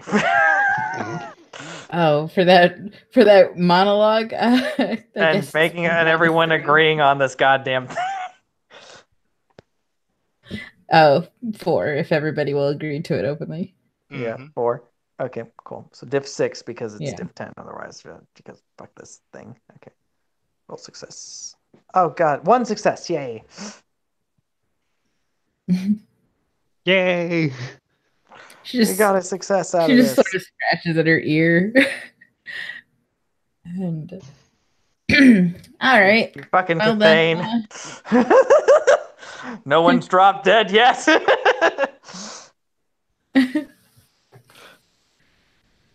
she just sort of shakes her head.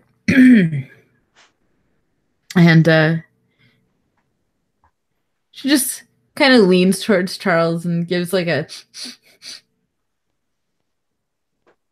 and she hops down from her chair. It's kind of a long hop for a chord. It would be normal if it, just her human mane would stand up, but yeah, sort of a boink. All right. Follow me, she says. She yells over her shoulder, Kenny, I'll be back tomorrow. And she leads you to the back of the studio and to an exit and a golf cart. All right, gentlemen, take a seat. Wait, are you sure you can drive this? I wouldn't argue with her right now. Get in the car. Yeah, I'm sorry, Aunt Maggie.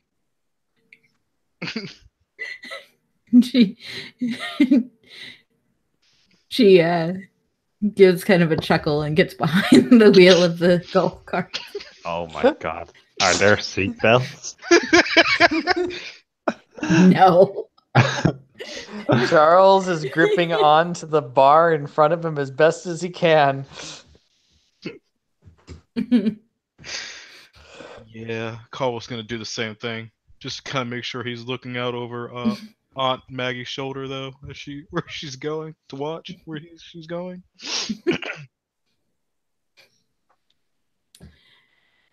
And what about you, Nathaniel? You feeling daring? No.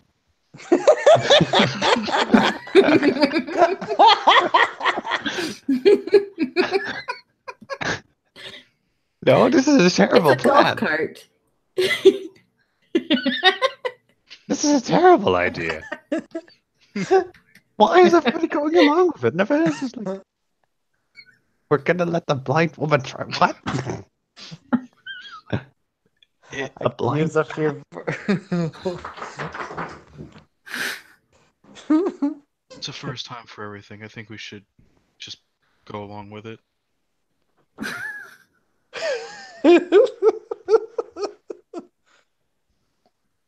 What's the worst Charles could do?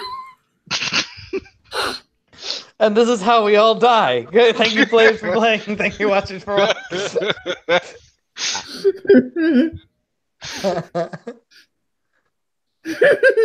What was her reaction when people asked her, it's like, hey, are you sure you can drive this thing? She ignored him and just sat down.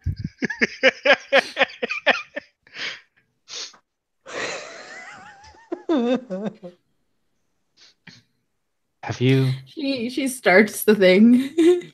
I think she's gonna leave you, Nathaniel. Everybody strapped in. Yep. Oh my god. As best as he can. Nathaniel will get on, I guess, and hold on for dear fucking life. Charles is doing. You guys can hold on to each other.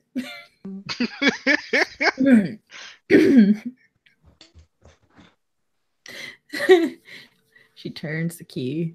Make sure you guys are all strapped in. hope this is the one with seatbelts. She kind of pats her foot along the floor until she finds, like, she hits the brake a couple of times. She goes forward. Wrong one. And she's like, oh, forgot the emergency brake. She pops a button and then slams her foot on the gas pedal. Oh Straight into it. Now, there's two parts of this. Everybody roll me your stamina. Oh, Lord. no! Oh no! What is my stamina? Not high enough. Yes, you never. Ah, I love this character. Where is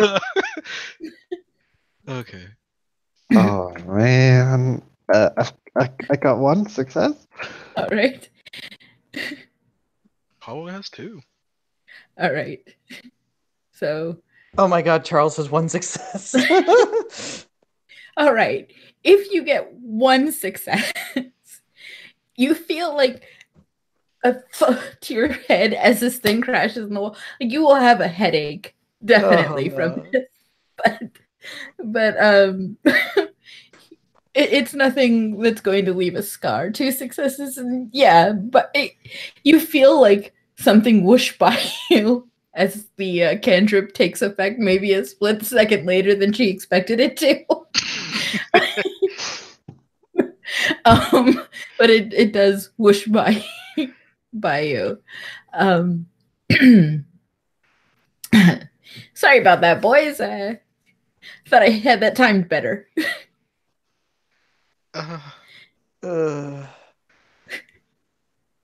Wow. And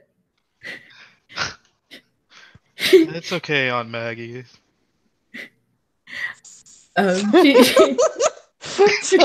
Charles is very like dazed right now. He's not quite sure what has happened. A very short trip. Is there any way to roll to see what cantrip that was? I think it's under Wayfair. Like it's like a fucking Portal The passage. portal, yeah. yeah, the Trod shit. So, Oh. anyways, yeah. It's like number 2 or 3 or some shit. Like, phase through walls or open portals. It's ridiculous. I should know anyway. it by Patrick. But it is the cantrip of narrative. damn it, I used to have that cantrip once upon a time. Anyway. Anyways, yes. The wall phases through. You get through the other side. You recognize the cloudy skyline of New York in front of you. As Maggie turns off the golf cart and like feels around in the back seat, probably hitting laps and knees as she reaches for a cane. All right. Follow me, you jackals. What the fuck is this girl? Who the fuck is this woman? Where did she come from? New Jersey. What kind of street cred does she have? Charles sort of stumbles out of the Sorry, I have hiccups for no reason. Do you know what? This is great. Fuck this shit. We can be all powerful gods. We can be mighty changelings. We can be however the fuck fairies. But the one thing will always be is player characters.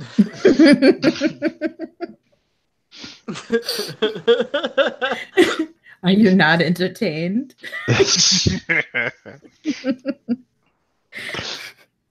Yeah, Caldwell's gonna peel himself off the back little seat for the golf cart. Kind of put his hands to his back and kind of stretch out a little bit, like you would after doing a long trip. Mm-hmm. Oh, I guess we could say as long as we made it safe. Guys who got hit in the head by cantrips, how do you feel about that? Ow. I don't know about safe, but okay. Well, it can't be too bad, right? Right. It could be a lot worse.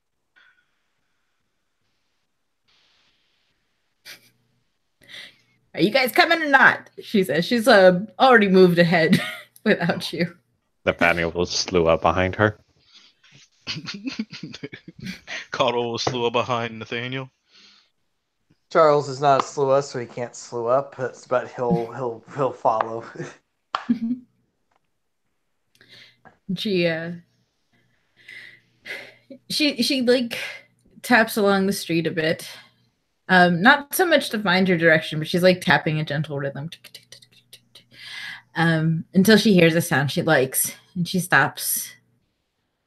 She stops in front of like an abandoned bodega. She taps the glass with her cane and gives a shake of her head. There used to be a park here. Guys, roll perception alertness. Would discerning come into play? Yep. Whatever bonuses you have in this moment, I will let come into play. 3 successes. All right. Anyone else going to roll that perception alertness? Yeah. All right.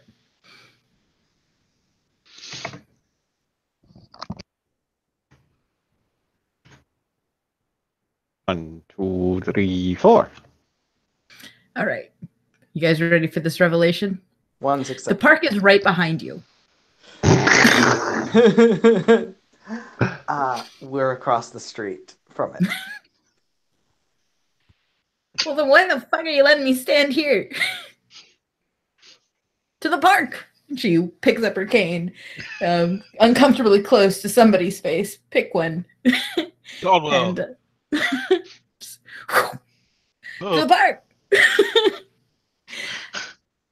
And she meanders across the street with no regards for traffic. Many people honk. Caldwell just waves to them like, sorry. I imagine there's also this whispered sorry, so nobody can Yeah, actually it hear kind of it. gives that nervous smile, like, in that wave, like, sorry. All right. So there's a park. There should be a tree with like a knot in it. Is there a tree with a knot in it, Carol? There is a tree with a knot in it. Then Nathaniel will slew over to the tree with a knot in it. Go ahead and reach your hand in the hole, and there should be a little switch or something. Or was it a squirrel? I think it's a switch. I'm pretty sure it's a switch. Okay. It is a switch. Thank God. Nathaniel will flip the switch. Much better than flipping a squirrel, right? As you flip the switch inside this knot, a chimerical door appears in front of you. All right, so little ways in here, and there should be somebody guarding the place you're looking for. You guys can figure out how to walk 3 yards into a door, right? I think we can manage that. Yes, thank you. Great. And I'll just head off on my own then. You guys got this from here. Wait, what? Who's guarding the door? The guard. I don't know who the hell they have now. It's been centuries since I've been here last. Oh. Okay, well. Thanks. Thank you. Anytime, boys. She heads out of the park in the wrong direction. Lord knows where to. Oh no! Caldwell will run over to her. Oh, Maggie, your cart's this way. I'll walk you over to it. Thank you. I always liked you best out of all my nephews. Well, feel free to come visit me anytime. I have a tea shop here. You have parking? Parking just for you, Aunt Maggie. You're a good boy. Tell your mom I said hello. She says it. She heads off.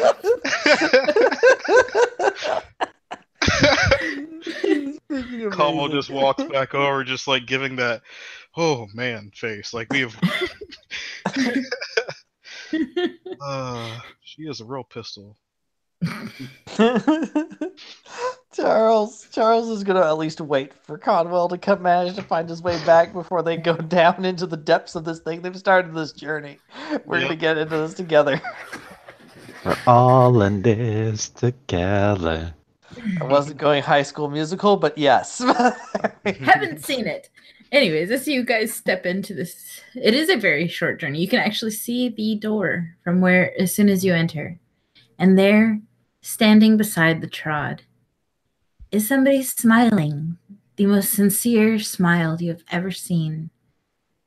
It's a little boggin. Just sitting there with like a little leather helmet on.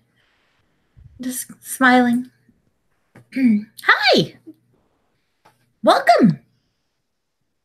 Hello. Good day. Hi. I am Kararis, keeper of the Diamond Word, and my associates shall introduce themselves. You can just call me Caldwell. Pleasure to meet you. Pleasure to meet you. You guys can call me Babs.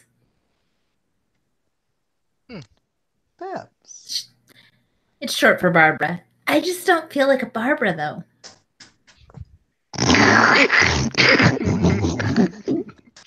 Why do you feel that way?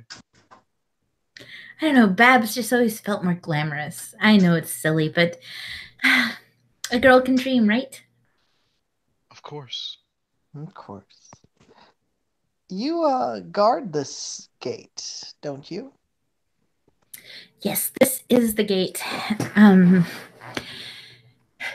It's she like leans in forward like to beckon you guys conspiratorially so you can hear something that nobody else is there to listen to. Yeah. Con will get on her level. Leans in. This trod takes you where you need to go. Oh. Very interesting. Nathaniel's eyes will brighten and he just says, "That's so fucking cool, though." Yeah. I mean, there's a cost to go through it, but... What's the cost? Oh, it's simple. One sad memory.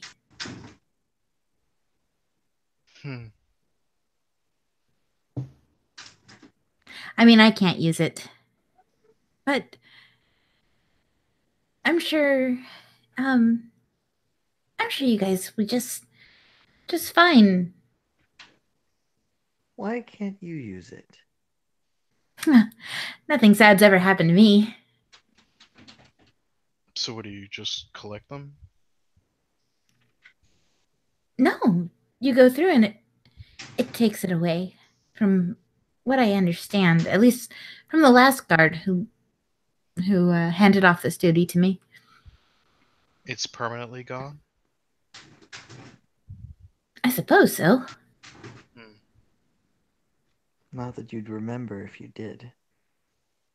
Have you ever passed through it? I mean, I did. Maybe it was on the Fritz that day. How many times have you passed through it? I used to lead people through here.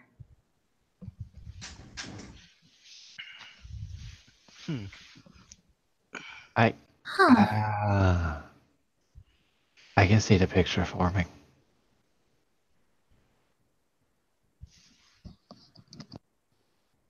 I don't understand. What do you mean?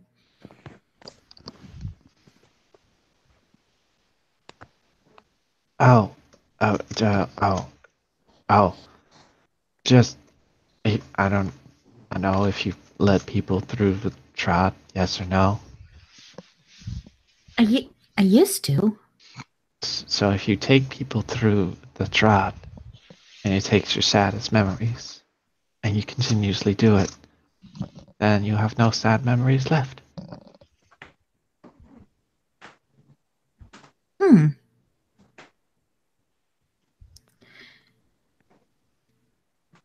Oh well. What's a life with no sad memories? I'm happy. So can I take you guys through? How happy is she, Carol? The happiest. Just The thrilled. happiest. Nothing bad has ever happened to this girl. Nobody could have ever possibly bullied this short, chubby girl who decided Babs was more glorious than Barbara. That's so sad. Mm. She doesn't remember. Oh no, Nathaniel feels sorry for her.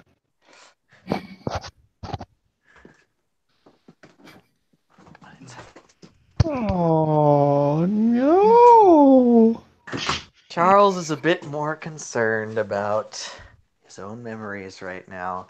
Is he looking at this? No, I appreciate the offer this time, but I'm afraid, you know what? Me and some others will be coming back, and we would love you to be able to guide us through or at least show us the way at that time, but not at this time. Not right now. Oh, well, thanks for coming to visit. It sure was nice meeting you. It was a pleasure meeting you too, Babs. Do you get away from this place often? Yeah, somebody relieves me every other day. Oh. And do they walk people through?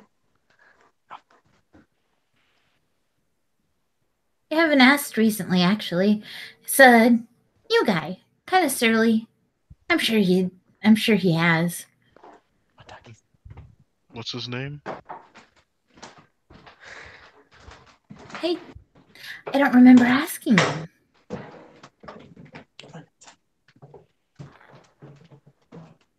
How far gone is this girl? Like, how is she in Bedlam? We need a perception, empathy, Perception. / psychology roll on this this poor You girl. need a perception canning to determine Bedlam. Okay, well, I'm going to roll a keening check. Okay, I actually have catting. Holy God. Oh my goodness. Holy God. Charles got one success. I fail miserably. Ugh. Is that a botch? Are you rolling it +2 diff? Yes, but For failing? I have Slua. Yeah, so that is a botch. No, I have Oh. Slua. That's right. Perception. Yeah. Yeah. All right. And just straight fail for Caldwell. Okay. Mm-hmm. Charles is the only one picking up what's being put down. Somewhat. There is that hint of madness from somebody who has made themselves far too comfortable in a situation in dreaming. You still aren't fully. I don't know how much you've learned about Bedlam since Anya's little foray into slumber parties and the dreaming. Only what I have been told about from one Mr. from Dice and whatever his fucking name is. Solivar. Radovan, yes. Radovan, yes. What Radovan and Dice have told him about Bedlam being a terrible thing by being stuck too long in the dreaming. So he's learned a bit. Mm-hmm. And this is probably having some really, really big echoes. Mm-hmm. Yeah, it's sort of like wild popping of magic on this girl's personality. Very, very familiar, very similar to what was going on with Anya.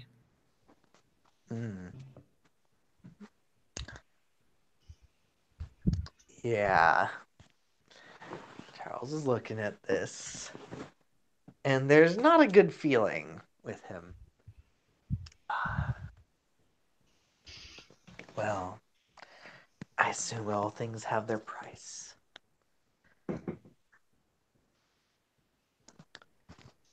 How do you even sign up for this post?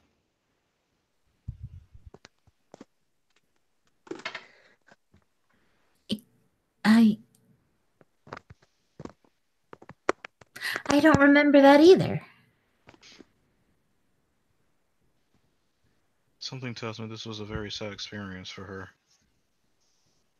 And her memories are taken away. Hmm.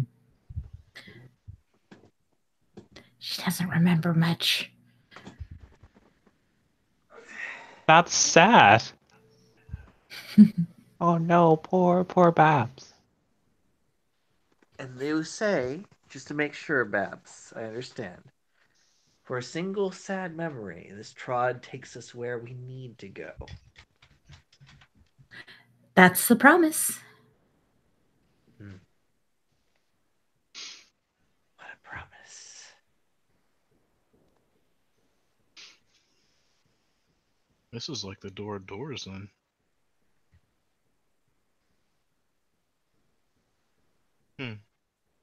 Be good to keep this in mind for the future then as well. Well, Babs, I will be bringing friends. I don't know, associates. He wouldn't say friends. I'll be bringing some associates here at some point in the future. Hopefully, we'll see you then, or we'll see your relief. Yeah, I hope so. Who was the last time I saw him? Sorry, I have to do it. Can I do a perception psychology roll to get an idea? Because this girl's just way too fucking happy. Not just fucking like, I mean, bedlam and stuff, but there's just. Yeah, go ahead. Okay. Oh boy. Oh goody. Nope. Picking up nothing. Sorry. Yeah. Actually, that's one success because the 10 is 2. But Oh, that's right. Okay. So, yeah, this isn't. Everybody has a little bit of sadness, if nothing else, so that the happiness can shine against it. Right? Right. This is understood. So even her happiness is a little bit forced. It has nothing to shine against. So it's a very hollow thing coming from her. Oh. Yeah, Charles. All she remembers is good stuff, but she doesn't remember a lot. Yeah. Charles is looking at that.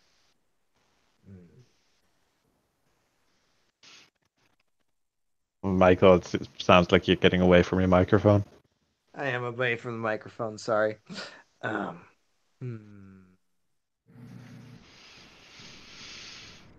Babs, thank you. Of course. And I look forward to seeing you and your friends. And with that, Charles turns away and starts to make his way out. Yeah, Caldwell turns and kind of keeps his head turned towards her as he leaves, kind of like a little bit like in awe, like with her, like or like studying her.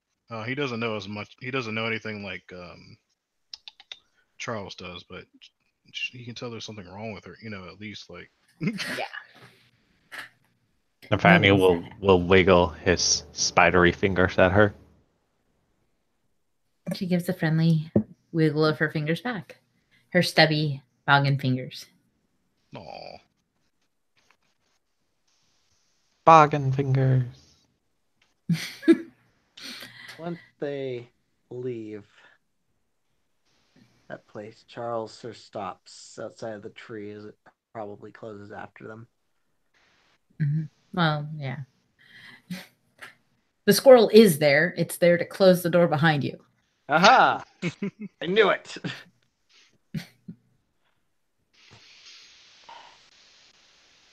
So that's the trod. Appears so. And the price, a single sad memory that will be lost forever.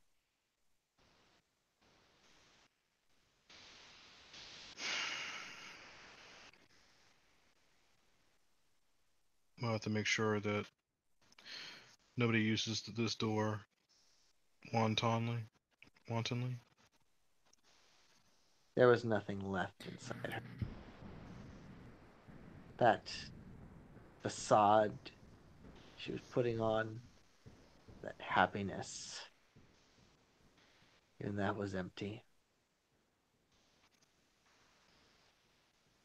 It was very forced.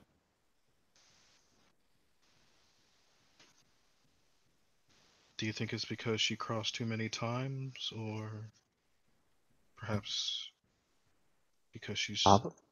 Probably. How much sadness does everyone possess? How many things do some of us wish we could just forget?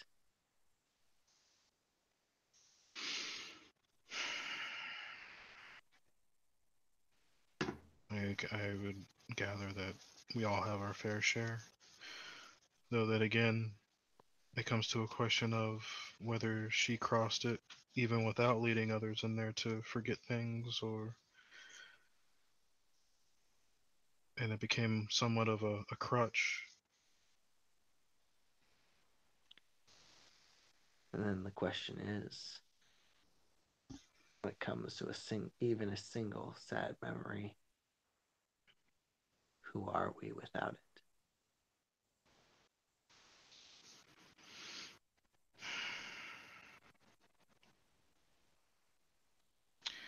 Looks like, well, looks like we'll have to be very careful in the memories we select. Charles, roll me wits Greymare. It's great. 6 dice. Sorry. Mm-hmm. Yeah, but... God damn it. Phone. Here we go. No.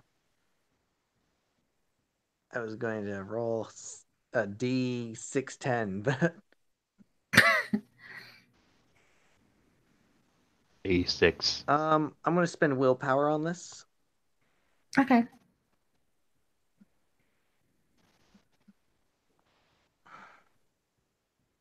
Let's see if the dice like you. Let's see if they do.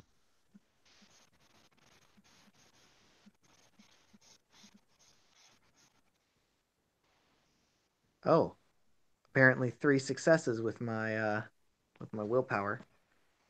All right. You've seen somebody walk into the dreams of another, presumably with such a strong presence that they were able to pull something tangible from that dream.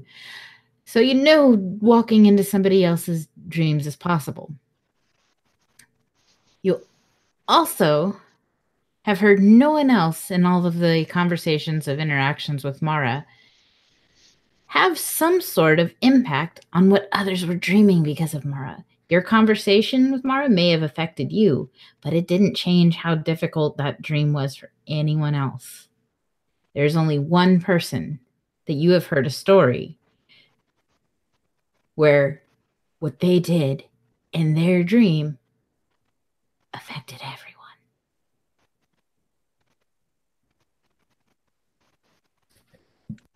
And that makes him stop.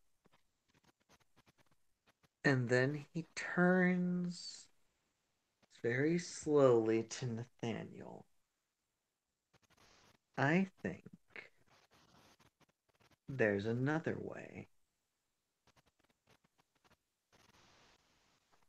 Hmm? Nathaniel, Yes? you gave Mara ice cream. You said so, yes? Yes. The things that she eats will be the thing that everybody dreams, apparently. Wow.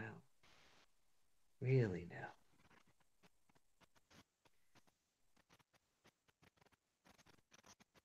Why do you ask? Because I think, Nathaniel, I think while it is possible to take this path through this trod to get to Mara, I think you are another way. And he kind of just frowns. I think there's a connection deeper than just giving her ice cream to eat, and that we all dream those things. I think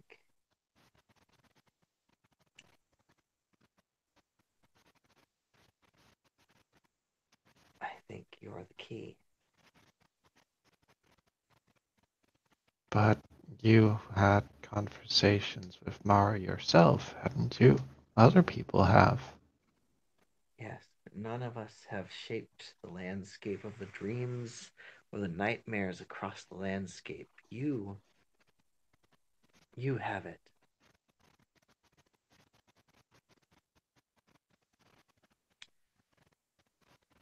Nathaniel, you are something far more special. You, I think, you saw the battle. Yes? You saw the battle. Yes? What did you see? What? Don't spare a detail. And what did you see? Uh, uh, he's kind of put in the spot, and you can see him kind of crumple. I saw Mara and Baku fighting. Baku put up a bit of a fight, but was very quickly struck down by Mara. And when he was struck down, Mara tore open his stomach, and grabbed a sack of something, and ate it all. What about the landscape? What was it like? Their Uh, battleground. Out of character, I have no fucking clue. Was that described, Carol? It shifted a lot from silver sands to mountains that were just shooting up out of the ground. It was constantly changing. It was changing. Like one moment we were on a silver desert, and the next moment we were in like a Himalaya.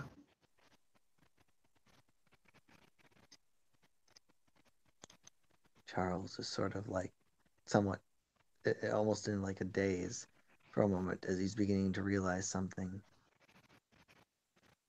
You were at their battleground. You were there. Yes, that's what I said before. I just thought it was just part of the dream, but you were actually there. We don't need the trod. Nathaniel, he says as he's looking at him, you're our path.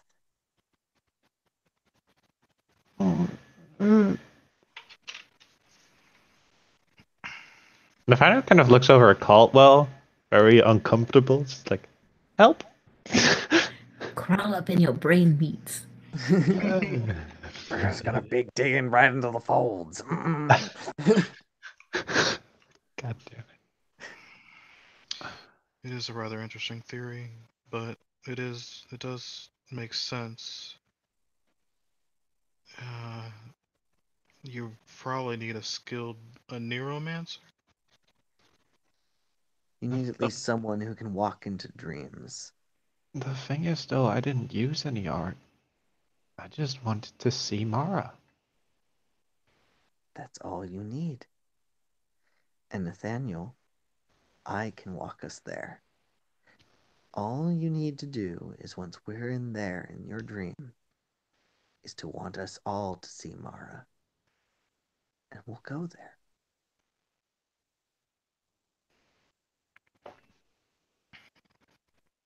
He will visibly swallow and kind of turn paler. Are you gonna be okay?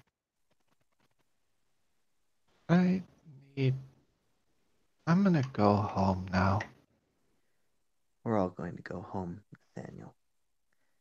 After all, we need a plane flight, and we're not walking through that door, he says as he looks down there. No, you're in New York. That's where Aunt Maggie. Oh, we went to Jersey, now we're back in New York. Got it. Jesus, we've been flying all day. I understand, Nathaniel. But understand, you are important in all this, Nathaniel. This is the biggest moment. Whether you decide whether you're ready or not, become truly what you are meant to be.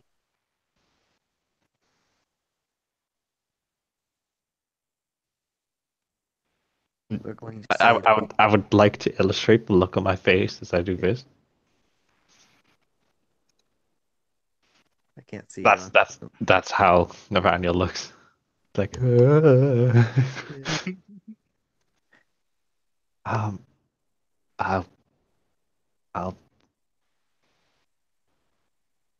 I'm gonna go home now. I'll see you later.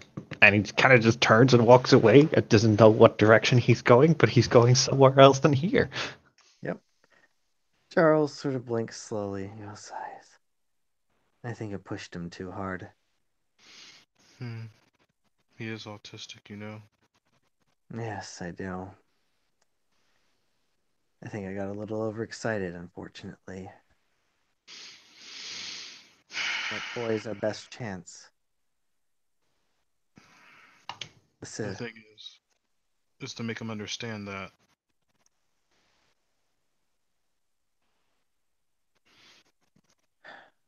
We're gonna have to do our very best. I'm not losing those memories. Every little bit of those things, they're important. Even the tragedies.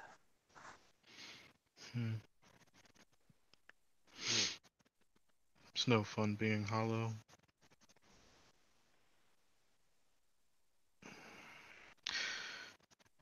I guess I'll see what I can do to kind of make him be more amiable to the situation. What exactly does it entail for you to, or to have everybody walk through his dreams?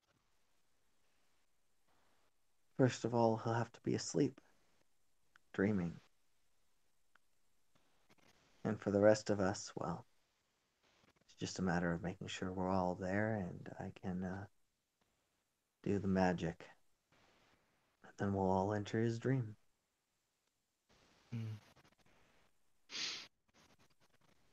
It should be painless, right? It should be. It won't hurt him. If anything, he'll know that we're there with him in that dream, in that space.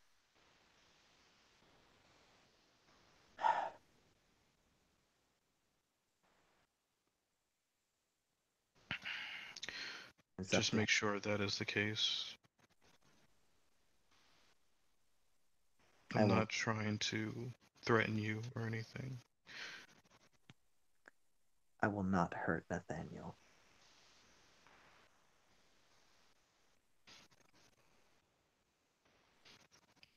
I believe you.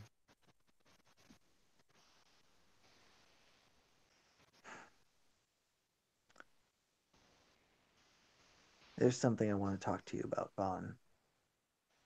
Before you. Caldwell. Caldwell, sorry. I know it's all late in the night, but anyway, or for Max, it's early in the day. There's one more thing I want to say, Caldwell. I'm all ears. Charles, what is it? I know you're coming on this journey to be the recorder to see what we see in this space. That's very important. But I'm also under the impression there's another that wishes to come along this journey.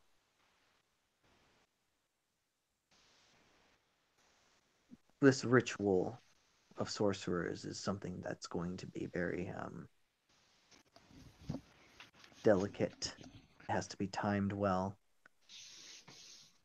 And we are only going to end, at least from my research, while it took a few tries before it eventually worked. The thing is, I have suspicions that there's a member of the group that might, despite his intentions, or at least his words of wishing to guard us from danger, I'm a little worried he might take this as an opportunity to set things in the way he wants them to go. I made a promise that this would be to fix the balance, not to upset it, or to alter the natures of Baku or Mara. But I need a promise, Godwell, that if this individual tries anything to upset that you'll do everything you can to stop him.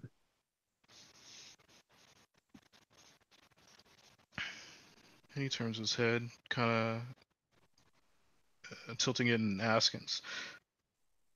He looks tired when he kind of like his face kind of comes together, kind of like his brows knit into a question. And who is this individual? Who is drawing all this concern? Charles? Charles, smile. It's not a nice smile as he smiled very wide. I can barely hear you, Gimble. His name is William Black. Fucking knew it. Caldwell just places a hand like on his hip and just brings his other hand to pinch at the bridge of his nose. Oh, William. Dear William. I have no doubt he believes his intentions to be pure, but he's far too rigid. What happens here with the sorcerers, with the gifts they give to Baku, they are shaping the dreams that we have. The dreams that are given out to inspire. I was given the example of a river. There are belows that believe that the dreaming or dawn is just one solid river that flows in a singular direction with a solid course, no deviations whatsoever. What they fail to see are the rivers branching off from it. They go to lakes, become streams, eddies, go into oceans of their own.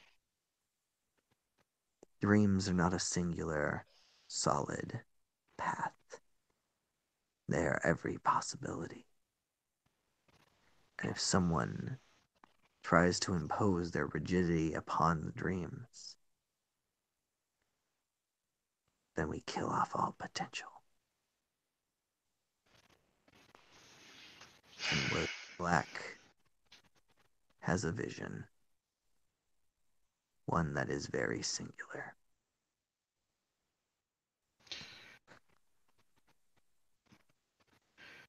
If William was to get involved and ruin this whole thing, he will basically turn everybody into Babs. Very much so.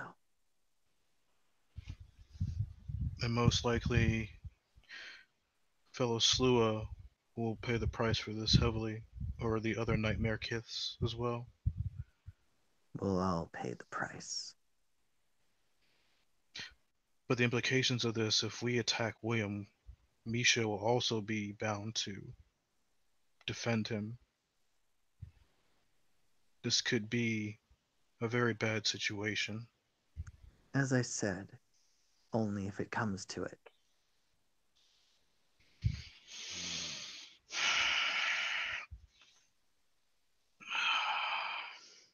Kind of looks away, cutting his eyes. They look like daggers. He doesn't look pleased at all, and very fucking tired.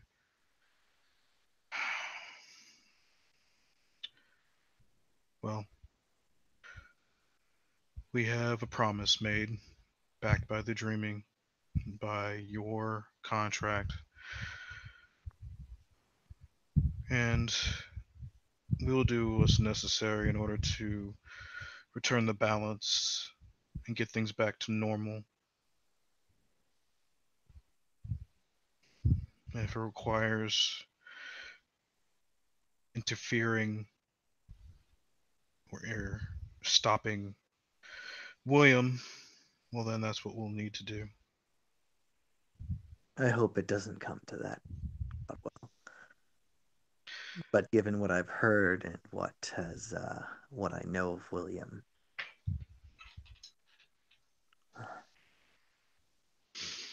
something we have to be prepared for. William is very powerful. He is very strong. We will need something in advance in our pocket to deal with him. Very much so. We don't have a lot of time. I'm afraid with so many things happening on my end, I might not be necessarily the one to do it. And if I will be honest, Codwell, I'm sure they'll be expecting me to be the one to do it.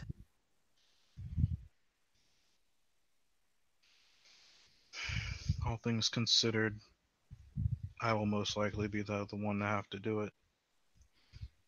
You know, I trust your ability, Codwell. And I'm sorry that I have to burden you with this. Well, I'm glad you do. Well, one way or the other, we're not doing where this is something to protect and to serve not just the county but this world.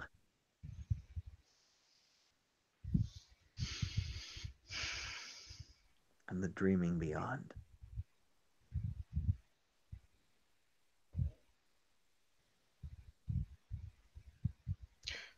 You on my word. I will do what I need to do. I'll talk to Vanessa to see if there's anything that she would advise that would stop a troll in its tracks.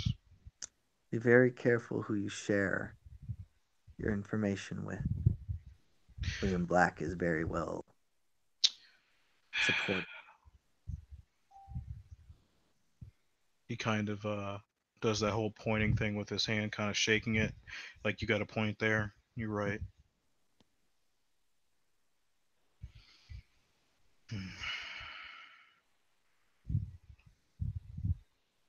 Fair enough. I'll take some time to think on this and see what I can come up with.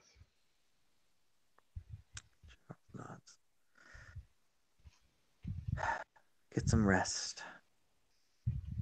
As best you can.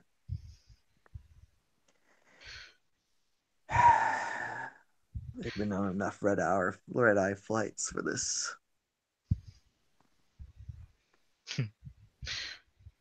Indeed.